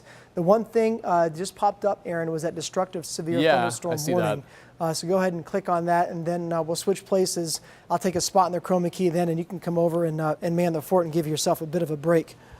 Yeah, so this is the newest severe thunderstorm warning. This is actually going to be impacting the Zanesville area as it is the front edge of this whole complex, and it looks like that one is for that potential actually for those higher wind gusts. And maybe it's because we're talking about these storms maybe picking up a little bit of speed. As you mentioned, one of them projected to be moving at about 65 miles per hour. And you'll notice here, this is something new that the National Weather Service in the recent years has been doing with these severe thunderstorm warnings, is they'll give it a tag for considerable because it has that potential for winds gusting over or near 70 miles per hour, and that could do a lot of damage to trees. And we saw that actually around and just southwest of Dayton in the Germantown area where there was a recording of winds up to the upper 60s, around 67, 68 miles per hour, and some trees were knocked down. There was a report of some power lines down as well. So that is just something that could happen. It's not necessarily a guarantee, and hopefully it doesn't happen. We don't want to see any damage, but when we have these high wind gusts, it doesn't take much wind to knock down some trees, especially some of those older trees that maybe have some rot or anything like that. Those can come down. So it is something that we have to be concerned about over the next hour or so as we're tracking this whole line of thunderstorms making its way through. All right, Aaron, I'll give you a break there. You've got warning after warning after warning, and things just really flying at a really rapid pace right now. So let's take this full screen, and we'll pivot at once to just kind of switch spots, and we'll look at the opportunity again. First thing we want to draw your attention to in terms of the severity and the threat there. For the majority of the metro, that includes Columbus, that includes Delaware, and back to the west, Marysville and Asheville, Washington Courthouse, those counties are no longer under severe thunderstorm warnings. But we talked about the different speeds at which this line is moving, and the quick expansion, Mount Vernon, Newark, Thornville, Pickerington, Johnstown, and there Pataskala, Lancaster, Fairfield County, now Perry County, and then east toward Coshocton and Zanesville. In this northern part of the line, moving a little faster than the southern part of the line. So as we expand this radar perspective just a bit to kind of put it in perspective, west of that, we just mentioned, no severe thunderstorm warnings pretty much west of Columbus, west of Washington Courthouse. Take a breath. Breathe easy. Take a break. Your commute this evening might be okay, and you may even squeeze in that soccer practice or the kids' lacrosse game. But closer to home, closer to the metro area, and then points off toward the east, this is what is a little bit more concerning. And one of the things I want to bring to your attention, and we'll move the map a little further off toward the east, that shows the areas we're looking at. Didn't mean to do that. We're going to go back to the map into central Ohio and then move it there quickly. One of the things that I want to bring your attention to is the different color of these particular outlines. Now, we're looking at, generally speaking, these orange areas again until 3:45 for Coshocton and Muskingum counties and northern Perry County for the severe thunderstorm warnings. But one of the things that we're looking at, and we have an opportunity to do, moving this a little further off toward the east, I'm going to track these for you next, is, it's a little too far there, we'll slow that down, is that the radar scan, just taking a plain old sweep and then putting some of those warnings on there. Some of these are just plain orange. It's very subtle, but it's important and a visual cue to us to let you know where we're putting most of our focus. Some of these severe thunderstorm warnings have a darker orange outline, and some of them have a yellow outline. So some of the severe thunderstorm warnings, if there's such a thing as a regular, that means high winds over 58 miles an hour, up to 1 inch or larger hail, and the possibility of a tornado. Where we see this yellow outline, that is called a destructive thunderstorm warning, and that is what we're looking at in terms of the opportunity for some destructive storms. So we're going to look at those warnings in a bit more detail right now and just kind of break that out for you. Again, that yellow outline is a visual cue to us that those areas and those thunderstorms, not only are they moving at about 50 or 60 miles an hour plus, they could produce wind gusts over 70 miles an hour. Just put that in perspective. Hurricane force winds are 74 miles an hour, so it's not a hurricane, but just to kind of, again, put that in a little perspective for you. We're not seeing any rotating thunderstorms. That is good news at this point, and the rest of those are severe thunderstorm warnings to the west, Newark, Lancaster, and down towards Circleville. But just want to give you an idea of why you might be seeing something a little bit different in terms of those thunderstorm warnings. Now back to the radar scan for you, and we're going to take a look at the different radars that we have an opportunity. We're still going to choose Wilmington, and it gives us a bit of a comprehensive look right now. And that stretches again from Newark down toward Lancaster and Circleville. I'm going to zoom in just a bit, and then we'll take you on a bit of a radar tour that will give us an opportunity to put a track on those storms as they move east at a pretty good clip. I think that northern part of the line, Aaron, was that still at 65 miles an hour? I know I'm putting you on the spot there, and you're multitasking and doing a great job of that. So 65 miles an hour. So Frazeysburg, everybody familiar with that, 322. Coshocton at 332.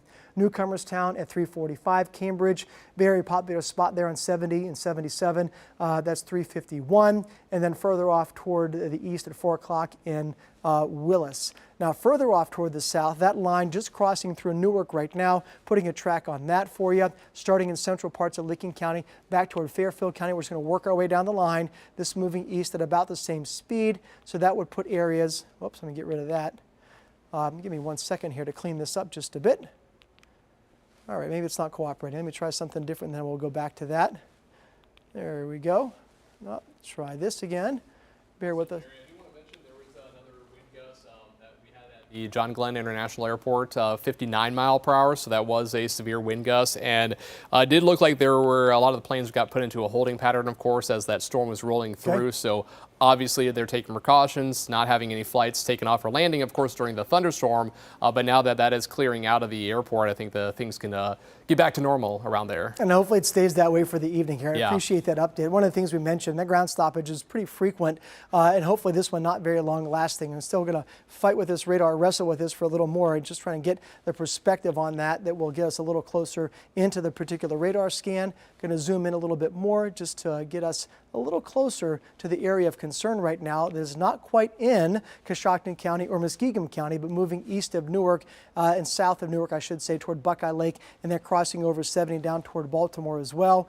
And that radar scan continues to look pretty ominous further off toward the south of that particular cell. I think I'll be able to put a track on this pretty cleanly, so let's do that. The squall track there, which gives us a bit of a broader scope. Moving that again down southeast, moving east at about 65 miles an hour. This might be the challenge where it comes back in. Unfortunately, I'm sorry about that. Did not allow myself enough real estate, so we'll try again here and just zoom out just a bit. That will give us enough real estate this time to be able to put a track on that and then move it out. You do see west of that, Johnstown, Sunderberg, Pataskala, Pickerington, quickly in the clear if you're not already. Further off toward the east, not so much, and that's why we're paying particular attention to this cell right here. I haven't seen or heard reports, Aaron, and correct me if you were seeing here otherwise, about any hail, but those winds, the damage, what we're talking about with some trees down and some other things happening to the west. So that's really, I think, the greatest threat from these particular storms so far this afternoon and evening as they're moving east at a pretty good clip right now. That puts areas around Hopewell, Zanesville, 330 and 341, New Concord at 356, Cambridge at 404 as these storms are moving east at a pretty good clip. So I asked you a question and didn't give you a chance to answer. So go ahead and kind of take a you're shot at good. that now. Yeah, so we haven't really seen any reports of any hail, so that's definitely some good news. The hail threat has been a little bit on the lower side. At one point, the last couple of days, it did look like there could be a higher threat for some hail. But as things have evolved, especially this morning as we were watching this complex developing, really the last several hours, it was tracking across Indiana this morning, and then it moved into Ohio and continued that threat for severe weather. We didn't see any strong indications for some hail. The cores, the indications at least that we could have some small hail, we haven't gotten any reports of that. There is possible that there could still be some pea-sized hail, but it wouldn't be anything that would cause any damage. So that's good news. The problem that we have, of course, as Jerry mentioned, is the wind. That's going to be the potential for any damage that we have as these storms are moving again across now east of the Columbus Metro, making their way towards Zanesville right now with potential for winds 60 to 70 miles per hour.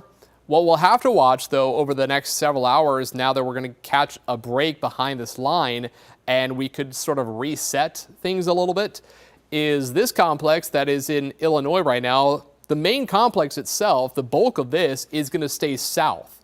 But what we're going to be watching is for out ahead of this, as you can even see there a little bit on your screen, in eastern Illinois and eventually into Indiana, are we going to start to see more storms popping up over the next 2 hours between 4, 5, even as late as 6 p.m. If that happens, then we're talking about potential still for some more stronger thunderstorms. Whether they become severe because of the energy that's been zapped already by this thunderstorm complex that's moved through right now, that's to be determined. So we're going to be watching that. If we see any storms developing, of course, we're going to keep tabs on that as we go through this evening into the early part of tonight. But as we talked about earlier on, if you're just joining us right now, is the cold front is eventually going to move through, and then that's going to clear everything out. So I do want to actually talk about that one more time here. I'm going to switch this over to our computer projections. So this is what we've been looking at. Jerry and I have been looking at this computer projection today, the last couple of days, just to see how things are going to be playing out. And of course, right now, here we are, 3 p.m., now getting closer to 4 o'clock, watching this complex rolling through, moving east fairly quickly. Again, these storms are moving at 55, 60 miles per hour, maybe even up to 65. By 5 p.m., that puts them getting closer to Pennsylvania, getting closer to the eastern part of the state and away from us. Watch what happens. This is a newer computer model run, so this is updating every hour with some new weather data. And we're not seeing as strong of indication that we'll get more storms. It's possible further to the west in southwestern Ohio, getting closer to Dayton and Cincinnati, and maybe tracking across the southern part of the state with potential for some gustier winds and some heavy rainfall. We'll have to watch to see if we have any more severe weather across southern Ohio that would impact areas around Chillicothe, Piketon, Jackson, MacArthur, Athens even around 7, 8 o'clock this evening. If we get those storms redeveloping, the question is whether they become strong enough and produce any more severe weather. That severe thunderstorm watch that we have in effect, that is until 7 p.m. So we'll have to see if we get an extension of that, especially here across southern Ohio, as I do believe areas north of I-70 wouldn't have as great a threat. There might still be some showers. There might be a rumble of thunder, but that potential for severe weather north of Interstate 70, I don't think is going to be as high as it would be further to the south. So going to watch that as we go through at least the next couple of hours. Sorry to talk over top. Yeah, I was going to agree with what you said in your assessment there, Aaron. I think is that areas along and south of I-70 probably would have the best threat later on this evening. Some updated information. We are seeing some sunshine in southern Indiana and southwestern Ohio. That's not good. That simply means that the atmosphere will be able to recover in those spots and maybe re-energize, since it doesn't really get dark until 8 or 8:30 at this time of the year. So that's not a good thing, but we'll be watching. We're going to continue up until another half hour or so on 10 TV Plus. And just a heads up, we're still going to take your questions on Facebook and on the phone number 614-460-3345. Simple text from any phone or mobile device will be just fine. It comes right into our Weather Center. And also on Facebook, you don't need to direct message us. That's a little more complicated. Just send a comment and we will be able to look at those in real time and respond. We're going to be back. Again, the plan is right now to go for another 20 minutes or so until 3:45, until these warnings to the east begin to dissipate. Then we're going to get ready for the 4 o'clock news, also on 10 TV Plus, with the latest headlines from the days, weather and sports. Then we're going to convene at 5 o'clock on 10 TV and go till 6:30. And if necessary, any of those times or even after the news, we're going to continue to monitor the situation on 10 TV Plus and 10 TV. So multiple ways to get your information. Just want to give you a heads up as to what the lineup looks like at 3:19 p.m. for the rest of your viewing and weather watching experience on WBNS and 10 TV. So that's what we're looking at right now. And a couple other things, just used my thumb right there to, all right, here we go. Severe wind gusts at the airports in Newark and Licking County, 61 miles an hour. Lancaster and Fairfield County, about 58. So that again qualifies that or confirms that as a severe thunderstorm with that hail and those high winds. Again, Delaware, Columbus, Johnstown, Pickerington, Asheville, and Circleville, Mount Sterling, London, Marysville, Plain City, Hilliard, you're in the clear. Upper Arlington, Grove City, you're fine for now. Further off toward the east, not so much. So let's take another look at the radar scan there. Very active weather again, watching that radar kind of flash on through. Yeah, we're getting some rain and maybe a rumble in those communities I just mentioned, but the severe threat clearly is looking off toward the east. Eastern Knox County, that storm rocketing through, now entering Coshocton County. Eastern Licking County, just passing east of Newark on 161, and then Lancaster getting rocked right now in Fairfield County, and then down to the south and west. A little break, and then down just northwest of Chillicothe, that's concerning too. So what I'm going to do, bear with me, is just going to do a bit of a radar tour. We're going to start on this particular map and kind of look at the opportunity for those areas of disturbed weather right down the line. I'm going to move forward beyond that. There we go. I don't know if, there we go. We're going to put that map on and just kind of move it off toward the east and track it. Okay, so we're looking at the areas that clearly focusing with the deeper red, and maybe you see some of that purple just about 10 or 15 minutes ago, maybe less. Coshocton County had no thunderstorms whatsoever. Now that storm is picking up some speed and some momentum. That's not a good thing. These are thunderstorm warnings with a destructive tag, and that means in addition to hail, lightning, and rain, you can see wind gusts over 70 miles an hour with those storms. And that is all of Coshocton County, and that is all of Muskingum County, and that goes until 3:45.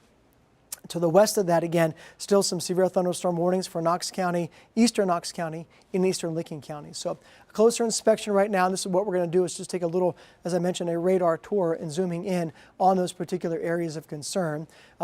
Warsaw, Newcastle, you're in the heat of it right now. Howard and Utica, you're in the clear. Still some rain, maybe some rundles, but the gusty winds and the severe threat is pushing off toward your east. Coshocton, get ready. Virginia, get ready. Dresden and Frazeysburg, get ready for the storms moving in. Further off toward the south, then we're looking north, Holmesville and Millersburg, that's in Holmes County. Those areas are not under severe thunderstorm warning, but those are something that we're watching closely. And then further off toward the south, as expected, here we go. We're looking again, Nellie, Newcastle, and Tiverton. Right in the thick of that, you see the quick transition from green, yellow, and some of that deeper red and some of that purple. Possibly some hail right there. That is between Warsaw and Newcastle. Further off toward the south, everybody knows where Frazeysburg and Dresden are in the south of Virginia. There's North Zanesville, and there's 16 extending east into Muskingum County. That area, again, leading edge, very dark clouds, lightning, gusty winds, up to 70 miles an hour, some of those wind gusts, and possibly some small hail. Further off toward the south, Newark, to the east of Newark on 116, still getting hit pretty good. West of town, heading back toward New Albany, you're fine from the severe weather threat. Buckeye Lake is still getting some rumbles right now, but things will be improving for you in the next 10 or 12 minutes. Hopewell, get ready. Fultonham, get ready. And Glenford is right in the thick of things. Somerset, soon to be Junction City and New Lexington. Now we're talking Perry County. Those areas, again, just to be hit. And I did mention and look at areas, they're just around Lancaster and Fairfield County. This is between Lancaster and Pleasantville, soon to be in Rushville and Bremen. This little area right here begins to show a little bit of concern. Again, deeper reds and the purples, an indication of certainly a very robust and strong thunderstorm, possibility of producing some of that hail as well. Right down the line, there's Lancaster, there's Amanda and Clear Creek and Tarleton. Now we're southwestern Fairfield County. We're going to move pretty quickly just down the line, and we're going to go down now into Ross County. This area northwest of Chillicothe, just east of Frankfort, south of Clarksburg for some frames of reference. So if you're right along 35, if you're 104, or there's 207, down 23, those areas, again, with the storm moving east at a pretty good clip. So that pretty much is the radar scan across the central Ohio area in its entirety. We're going to zoom out for a moment here to give it additional perspective. West of that line for the next maybe 1, 2, 3 hours plus, looking okay. South and east of that line, still got a lot of untapped energy in the atmosphere here. So I expect this to continue for the next 1 to 2 hours as the storms move to the east. And that's something we're concerned about. But Aaron, the area of greatest concern right now is for two reasons. One, that significant or that destructive tag put on those thunderstorm warnings to the east of Columbus that include Coshocton and Muskingum counties. And also this is beginning to get into an area we don't have a ton of great radar data. And that's one of the things that we're watching closely. So again, we're counting on some reports from trained emergency managers or sky-worn observers to what is actually happening there. But that's even kind of adds a little bit of complexity and additional heightened levels of concern. Definitely makes it a little bit trickier when we're watching that storm moving into that area. We, of course, as we've mentioned, we've had some of those reports from at least around the airports recording some of the winds gusting around 60 miles per hour. That's been about the average report. We've had winds around 59 miles per hour at the Columbus International Airport. We had a 60 mile per hour report at Dublin. We had some reports around the Lancaster area, upper 50s, lower 60s. There was, so far, I've only seen a couple minor reports of hail. There was a report of some penny-sized hail around the Groveport area. And one thing that I haven't really mentioned yet, but there have been some power outages reported just looks around the Columbus metro and especially just outside, likely because of how much lightning there is with the storm complex. About 15,000 customers without power, likely going to be getting restored pretty quickly now that this whole complex is moving further to the east and impacting areas around Zanesville right now, east of Newark, stretching back down to Lancaster with potential for those winds up to 60 miles per hour. But as Jerry's mentioned, this warning here, that is being warned for winds up to 70 miles per hour as this part of the storm is moving at a little bit faster clip. So it has a bit more wind energy associated with it to allow for those higher wind gusts as compared to areas further south on the line, especially as you get back down towards Lancaster, east of Circleville now, and moving into the Chillicothe area. So I'm going to zoom this out just so you can see this entire complex because it does cover a rather large part of real estate across central, now moving into eastern Ohio. And you'll notice we even have more thunderstorms. They're just south and east of Cleveland. Those are not severe, but just showing that we have thunderstorm activity all the way from northeast Ohio across central Ohio back to the south and west. More storms developing north of Lexington, Kentucky, south of Cincinnati, and even more storms back to the west. And this is all associated with a big storm system and a cold front that's going to be sweeping through later on tonight. And once that cold front passes, we're done with the storms. And that's going to be happening after about 10 p.m. Really, the storm threat is happening right now. And for the next several hours, it's going to come down to whether or not we get some redeveloping storms around 6 p.m., even as early as 5 p.m. 6 p.m. would be about the timing for that to happen. And we have to kind of watch and wait really to see how they evolve because of the environment. This complex really took a lot of that energy. I mean, these have been some pretty strong storms and just taking all the energy in the environment and the atmosphere away from anything that could happen later on. So again, just wanted to mention that we have about 15,000 customers in central Ohio without power. That was the latest update as of, actually that was at 3:14. That was, so it'll update here in about 15 minutes for another update. So I'm sure that now that the storm line is passing, at least the Columbus Metro, power is going to be able to get restored, hopefully pretty quickly. And hopefully before the next line comes in, Aaron, Yeah. great work for explaining, of course, that line extending back to the south and west. I did say earlier we've got some sunshine, unfortunately, in southern parts of Indiana, southwestern Ohio, and parts of northern Kentucky. That's not good news. And if the atmosphere does re-energize and refire, that means that cold front will be coming through this evening, and that could kind of focus the additional round of thunderstorms for parts of central Ohio, leaning toward southern parts of Ohio, but the National Weather Service is still keeping that severe thunderstorm watch up, even though we're going to see a little bit of a lull or a break for much of the metro between now and about 5 to 6 p.m. But we're going to be monitoring the situation the entire evening, and we'll let you know if that risk returns and to time it out and where it is. The tornado threat. I know we had talked about it earlier today, if we were going to see anything like that, if there's still a concern for tornadoes. And I mean, basically looking at the radar picture right now and how we've been tracking it for the last couple of hours, I don't really see that as a higher threat for today, which is definitely good news. And we'll kind of have to watch and see. What the concern was earlier was when we were watching that line of storms, if any embedded rotation, and didn't really happen, thankfully. Yeah, and one of the things too we talked about yesterday evening about just the appearance sake and these thunderstorms passing the eye test. And what we've been seeing is not individual little pockets of thunderstorms, individual cells. When that happens, most times those are referred to as supercell thunderstorms. Those are individual thunderstorms which rotate and basically kind of hog the energy that's around them. And because they're by themselves, that allows them to strengthen considerably, and that would prove to be a better opportunity for greater wind gusts, larger hail, and the greater possibility of tornadoes. Just for appearance sake, from these storms, they've been linear, meaning they can almost connect the dots between the deeper red and kind of work your way down the line. And the only reason that is good news is because that means this line of thunderstorms is kind of congealed and held together, so it's sharing it in the available energy. It's not basically hogging it up between a few of those cells. So that's just kind of an armchair meteorologist, or hopefully a simple way to explain, while we are still seeing some prolific lightning, some high rate of rain, some potential for some low-level flooding, low potential there. We're also seeing some hail and gusty winds. We're not seeing that predominant twist in the storms or spinning up some tornadoes, and that is good news. So one of the things I am going to look at, do you have something to say real quick? Or okay, I'll look at that while you continue to monitor their lines. And one of the things we've been looking at in terms of this, well, might as well take a look at the severe thunderstorm warning first, an extension probably of something to the south, but we'll take a look at where this takes us right now. Yeah, so Somerset, New Lexington, this now covering almost all of Perry County, and then extending over toward the east to Morgan County, just northwest of McConnellsville. Similar threats in that. The wind speed up to 60 miles an hour, hail size less than 3/4 of an inch, so we're talking like dime or penny size hail.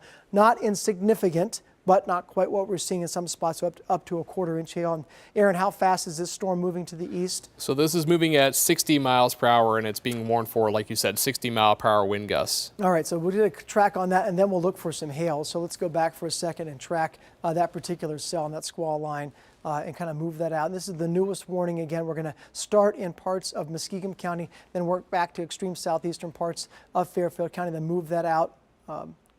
And so that speed puts it in South Zanesville and New Lexington, 333 and 340, around Bearfield and Rich Hill, and around Senecaville near the lake at about 4 o'clock. Buffalo, Caldwell at 4:14, and Sunbury. Now we're getting pretty far out to the east. That's by 4:30 p.m. So that's the latest severe thunderstorm warning.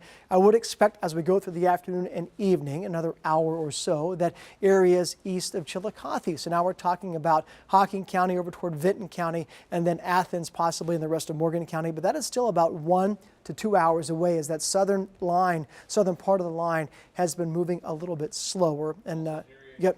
This is coming from the National Weather Service out of Pittsburgh. So they're watching that complex moving in.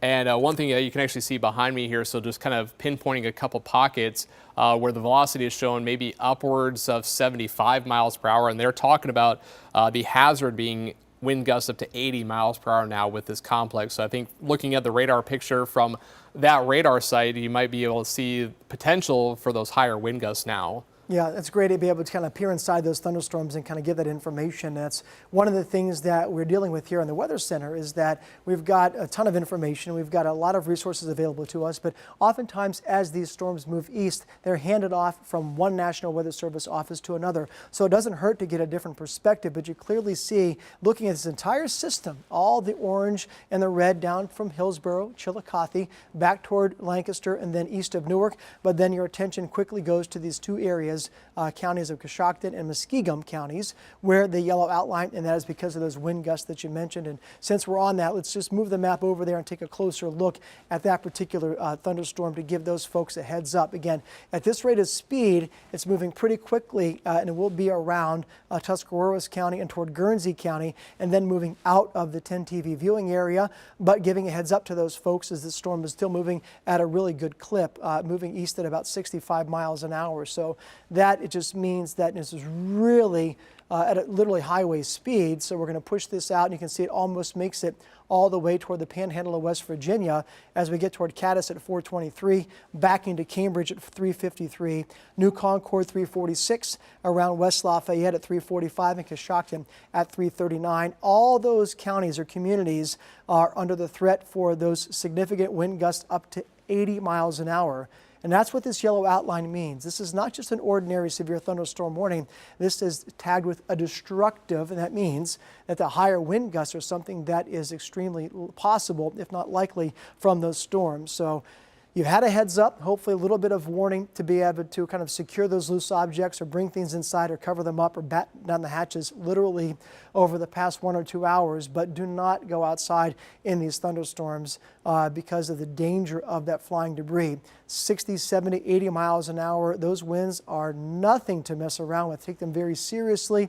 And hopefully, as we mentioned earlier, you've had a little bit of opportunity to prepare. Maybe you've been watching us on 10 TV Plus, or you've got friends or neighbors that might have texted or called or given you a heads up if you live in Coshocton County or Muskingum County because of that destructive wind potential. And we're also seeing, again, not that it's a guarantee area, but we're seeing some of those areas a little brighter red or some purple. Take a closer inspection to those areas that might also be seeing some hail. Some of these storms had nickel or quarter-sized hail, so we're going to look at the possibility of querying that and maybe see if we can find some hail in that storm. It is an indication of which. And again, we're between Zanesville and Dresden, we're seeing some of that darker green, an indication that some slightly larger hail is possible in that storm. As we go just north of Coshocton, that area is showing some darker green and yellow. A higher likelihood, that is between Coshocton County, I believe Holmes County, to south of Millersburg. That area, again, possible some hail. And then further off toward the south and just kind of peering inside some of those storms. Not seeing anything that's overly concerning, but around Somerset, soon to be in Roseville and New Lexington, east of Buckeye Lake and Newark, to be clear. Those areas also might be seeing some small hail. So the threat continues, and we're going to stay on for another about 9 minutes till 3:45. Unless something terrible happens, then we're going to stay on longer. But we're going to definitely begin to continue to track these storms. We need to get ready for our 4 o'clock news, which will be back on 10 TV Plus. And another thing to keep in mind, and an opportunity for you to have kind of two-way communication with us meteorologists here at 10 TV. You could comment on Facebook. We'll be monitoring that channel for the rest of the afternoon and evening. Or you could text us your questions, comments, or reports only when you can send those reports safely after the storm is passed. 614-460-3345. We'd love to hear from you before, during, or after the storm, but your safety is the #1 concern. Don't go outside. We don't want to see pictures or video of anything. You've got to keep yourself safe so that you can give us those good reports after the storm has passed on by. Aaron? Thanks, Jerry. And as we are talking about that line of thunderstorms making its way through, I actually just switched it over there. So this is that line moving through Zanesville right now. Again, Jerry mentioned that potential for some hail, especially where you have that higher, that brighter pink, that magenta color just north of Zanesville. Potential for maybe at least penny-sized hail, maybe a little bit up to near quarter size. This is being warned for winds over 70 miles per hour, and the National Weather Service out of Pittsburgh mentioning potential for winds gusting up to 80 miles per hour as this is moving to the Cambridge area. I want to bring up one of our cameras out of there, looking at the storm. Right now, just obviously seeing some cloud cover right now in the Cambridge area, but that storm is going to be moving in pretty quickly as it has speeds up to 60 miles per hour, the actual highway speeds as we've been talking about. These storms are just moving at such a fast clip. Because they're moving so fast, they have so much energy, so much wind energy associated with them. That's why we're seeing that higher potential for these high wind gusts and waiting to see if we get any severe weather reports, any wind reports of any higher gusts over 70 miles per hour.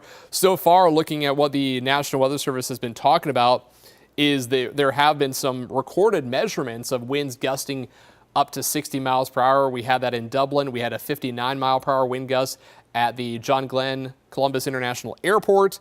But now this area is being warned for potential of winds gusting 70 to 80 miles per hour on the radar side, and actually switch that over here to look at the velocity picture. So let me move the map over just a little bit more so you can see what is actually happening. Now this is getting a little bit further away from the radar site that is based just on the east side of Columbus. Because we're getting further away from the radar, we're looking higher up into the storm. We're not looking at the surface as if the storm was near the radar. We're actually looking maybe about 500, potentially 1,000 feet off the ground. And this is what the radar is measuring at that level. So this isn't necessarily what's happening at the surface, at the ground. It could be where, we could be talking about those strong winds leading to some damage. But what we're looking at right in here is this tan coloring. I mean, these are some pretty high levels, and this is why we're talking about that potential for these high winds because of what the radar picture is showing. So I'm going to go ahead and click on a couple of these spots, and you'll notice that, don't worry about the top one, look at the bottom one here. We're talking about radar measurements. These are not confirmed. This is just what the radar is showing of 74 miles per hour. Another spot, 69 miles per hour. So it's indicating anything over 58 miles per hour is severe. And when we're talking about these levels, we could be seeing pretty significant winds even higher than that, especially in this core of that whole storm complex that's racing off to the east at upwards of 60 miles per hour. So a lot of things are happening now that the storms are moving further to the east, now getting closer to the Cambridge area. They are just west of Cambridge and should be here, I would say, in about the next 30 minutes or so. And we're going to kind of have to watch to see what happens as they continue to move further to the east. Do we see the core of the stronger winds go a little bit further to the north, or do they continue on along Interstate 70? And that's the other thing for people traveling on Interstate 70. These are pretty significant thunderstorms moving along really through Zanesville right now and going to be moving towards Cambridge. So for anyone driving, of course, towards the storms, they're going to have to either pull off or find a place to stop until these storms really pass through because they are fairly significant. So switching back to the radar picture just to look at this again before we wrap things up here and reset for the 4 o'clock show here in just about 19 minutes. We have several severe thunderstorm warnings that are currently in effect, but the most significant portion of those storms is again on this northern end of the line, the area of storms that has been moving further to the east. And notice how they extend back to the south and west. This part of the storm, this part of the complex is moving faster. It's moving up 60 miles per hour. This area, 45 miles per hour. So it's not moving as fast. So there's more wind. There's more energy associated with this area. And that's why we're talking about those higher wind gusts. Aaron, great analysis of the whole system. Again, just focusing and picking up where you left off right there. That area earlier, about an hour and a half, 2 hours ago, we came on the air at 10 TV Plus at 2 o'clock as planned and just kind of transitioned and pivoted to the severe weather coverage. It's been ongoing since then. Initially, this line was pretty consistent, but the northern edge probably feeding off some additional energy and some moisture right along I-70, kind of racing out ahead of those southern neighbors. And it's clear to see the area that we're looking at from Coshocton down toward Dresden and Zanesville, Newcastle, Mount Vernon, probably some gusty winds and maybe some lightning and thunder, but you're in the clear from the worst of it. And same with Newark, Buckeye Lake, Pleasantville, and Somerset. Again, Lancaster, you're in the clear. Almost as important as telling people that are not in the clear. That would include areas to the east near Newcomerstown, east of Dresden. If you're traveling east on Zanesville toward Cambridge, I would not be surprised to see Guernsey County continuation of that destructive severe thunderstorm warning that would go beyond 4 o'clock. So Roseville, you're in the heat of it right now. Blue Rock soon to be in that area. And then further off toward the south, again, those counties and communities that we're watching and concerned about include right around New Lexington, but soon to be in Salt Lick, Murray City, northwestern corner of Morgan County, McConnellsville. Be on the lookout. Have your radar up, literally. Not yet concerned about Athens, but that might be a little bit longer as that southern edge of the storm line still producing some pretty healthy thunderstorms moving south of that line from Lancaster down toward Chillicothe and then extending down toward Bainbridge and moving east at a pretty good speed. So that's what we're looking at right now. We're going to wrap up our coverage on 10 TV Plus as we go up on 345 as the majority of those severe thunderstorm warnings are exiting the Columbus metro area and moving off toward the southeast. And we've got to get ready for our regular news and weather at 4 o'clock on 10 TV Plus. So just kind of keep that in mind and stay with us too as we go for the next couple of minutes as we look at the situation developing. So Aaron, just kind of wrap things up. It's been certainly, I can't say a pleasure because covering severe weather is not a pleasure, but working with you in tandem, kind of bringing people up to speed. Yeah. You started that severe weather, that 10 weather impact alert yesterday, Sunday morning. Yep, Sunday. 2 days ago, brought people up to speed, kind of watching round one. We're going to be on for another minute. We're going to be back on at 4 o'clock, and then we'll break in as necessary. Quick thoughts on what we're looking at for the rest of the evening. Yeah, so kind of been looking at a couple of that model that I showed just a little bit ago and whether or not we're going to get redevelopment. I know the National Weather Service, they're going to hold on to the severe thunderstorm watch because that potential is there. So because that is there, we have to kind of watch how everything's going to play out. But I think the next hour or so during the 4 o'clock show, so please tune into the 4 o'clock and we're going to know more about what's going to happen by 5 p.m. because that's about when the time the storms are going to be developing. Looks like another severe thunderstorm warning just issued because of that potential, and it looks like it has that destructive tag for those 80-mile-per-hour wind gusts. Yeah, that's moving east, and that's over toward parts of Guernsey County, and that probably goes until about 4:15 or 4:30. Yeah. So we're going to pick up there at 4 o'clock. Please have a plan in place. This is round one of severe weather, possibly round two. We're bringing you up to speed coming at 4 o'clock on 10 TV Plus and at 5 o'clock and 6 o'clock on 10 TV.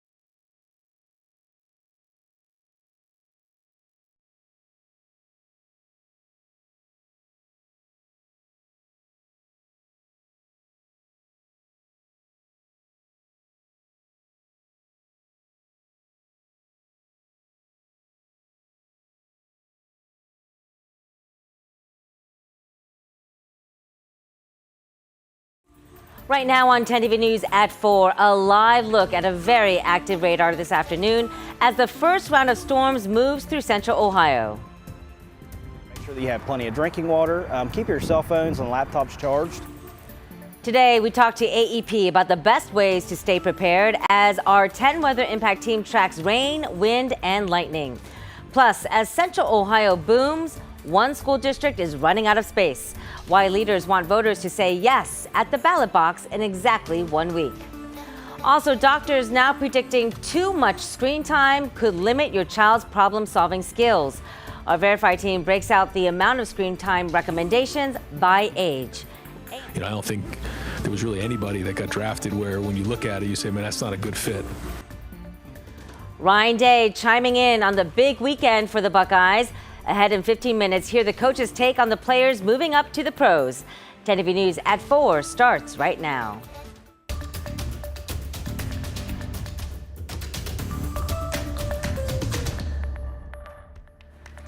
Right now, you will want to get a good look at this radar. The first round of severe storms has just passed through central Ohio.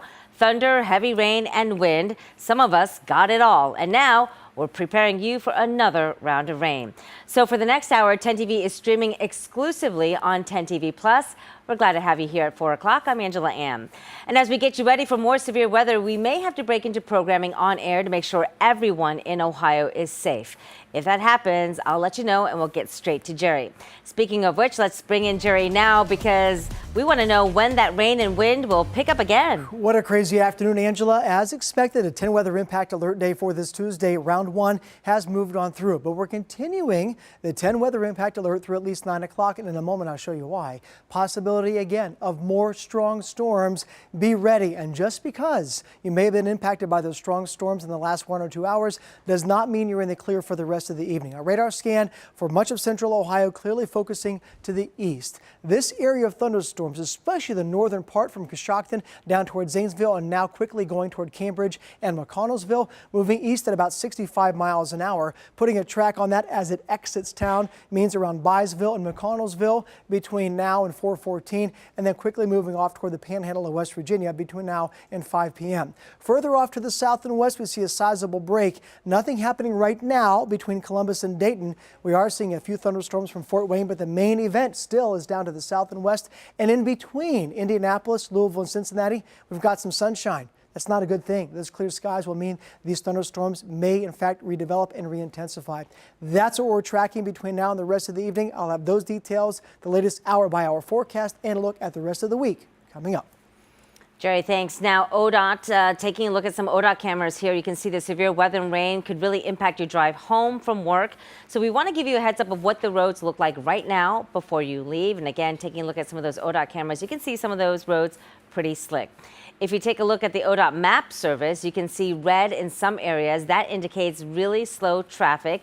Right now, lanes on I-71 near the I-670 split are all in red, so you can imagine that area right in the downtown split. We do see a crash at I-70 westbound at Kelton Avenue, so take note of that. But 10 TV's Tara Jabbour joining us now live. And Tara, you've been driving around the last hour. Where are you right now, and how does it look?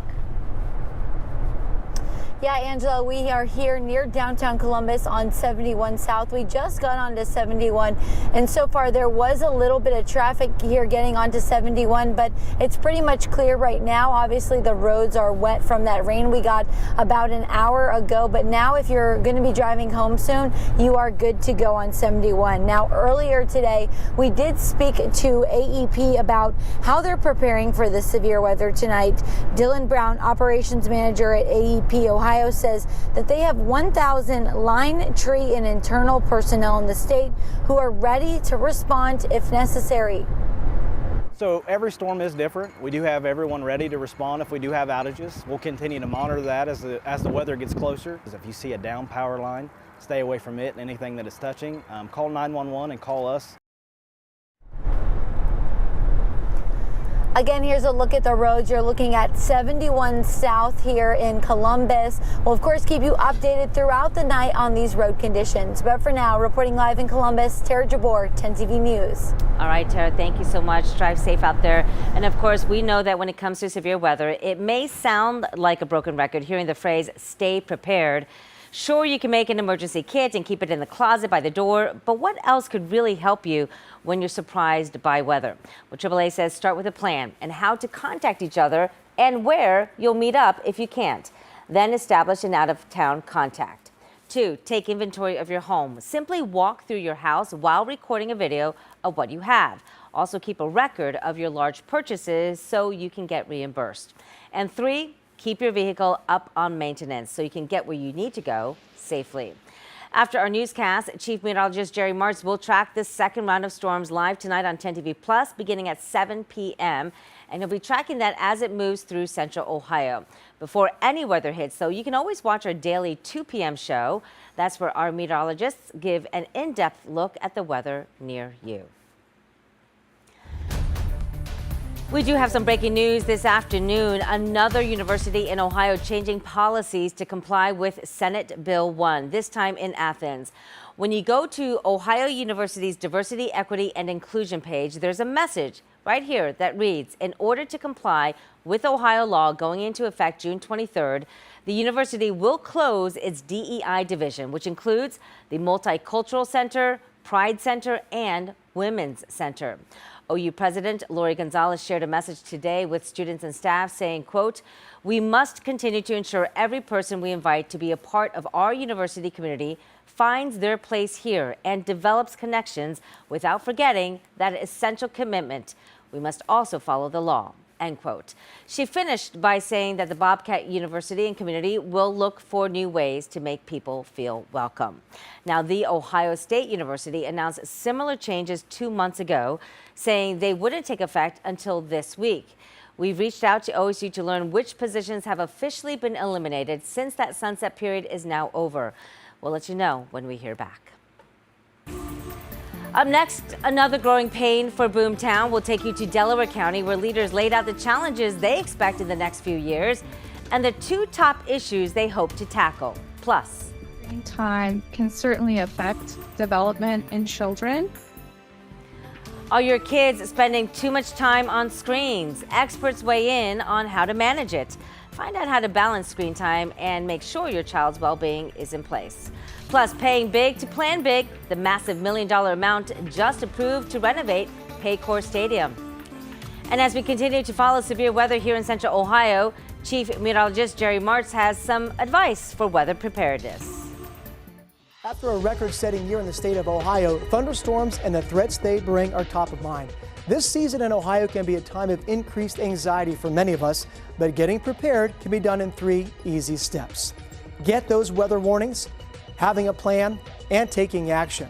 Now, getting those warnings in real time is a top priority. Warnings can come right to your phone, alerting you of severe weather wherever you are, as long as you have a few basic settings checked. Now, in an iPhone, under Settings, scroll to Notifications, then scroll down to Government Alerts. In an Android, go to Settings, Safety, and Emergency, then into Wireless Emergency Alerts to get set up. Make sure emergency alerts for iPhone or extreme threats and severe threats for Android are on and that they always play sound. That means that you'll hear those no matter, even if the phone is off.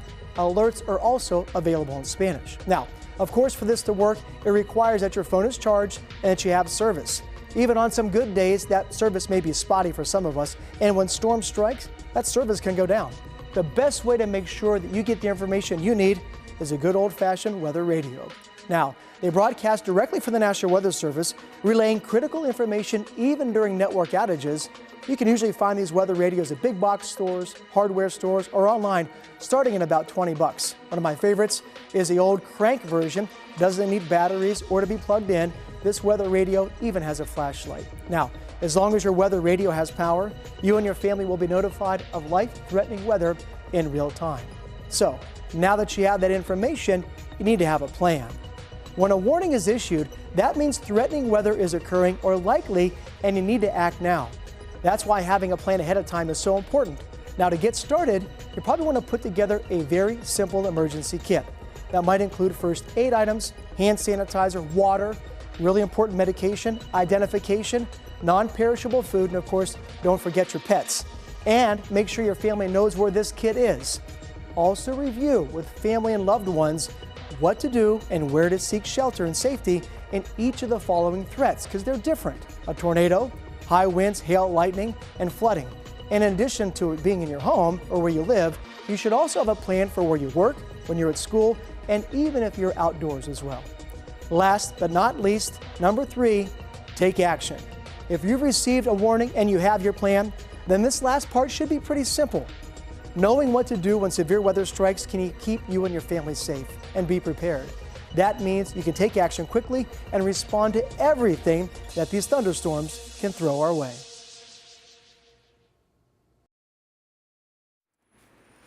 Welcome back to a special edition of 10 TV Plus. Today marks President Trump's first 100 days in office, and he plans to take his message tonight to Michigan with a rally. As CNN reporter Karen Caifa explains, that's a state rocked heavily by Trump's tariffs.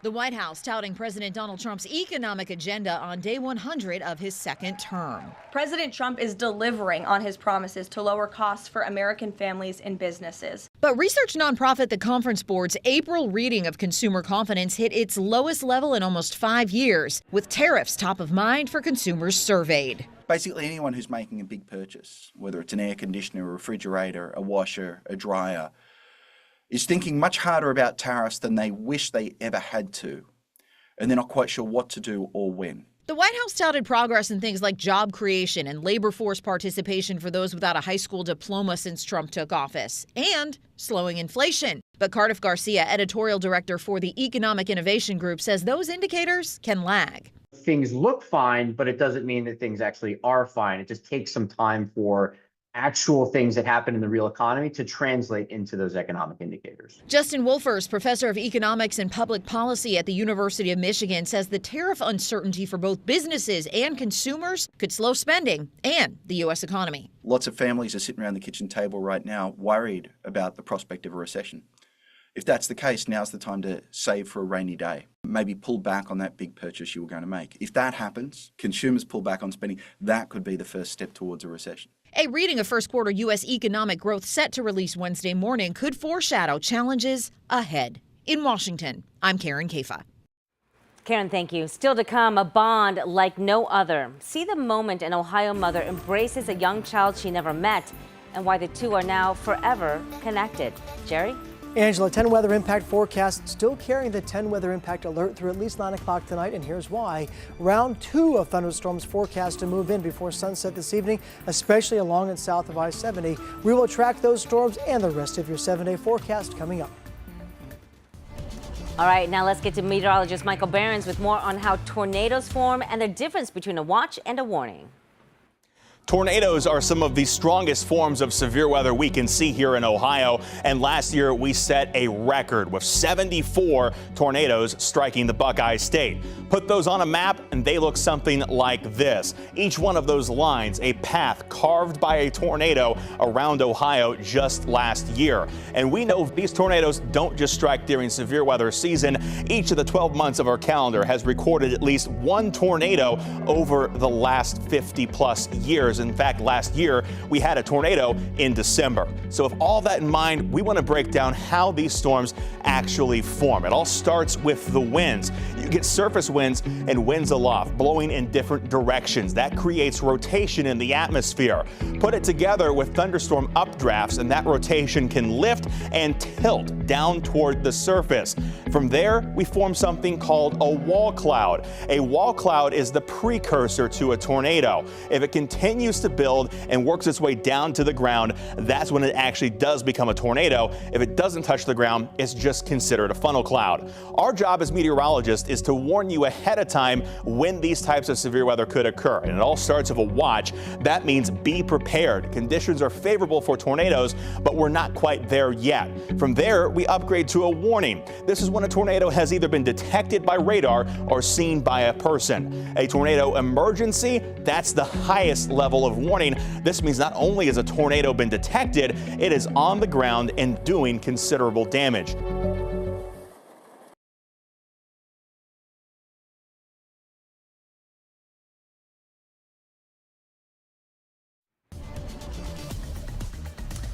We're back on 10 TV Plus right now at 4:15. We want to make sure you are ready for any weather coming our way. And take a look at this. This is the AEP outage map. As you know, our team of meteorologists declared a weather impact alert because those strong storms are making their way through central Ohio.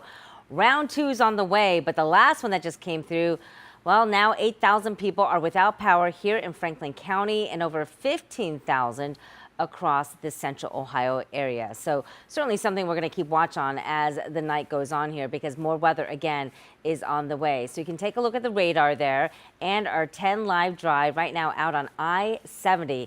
And you can see the distance, blue skies again after some intense storms rolled through this afternoon.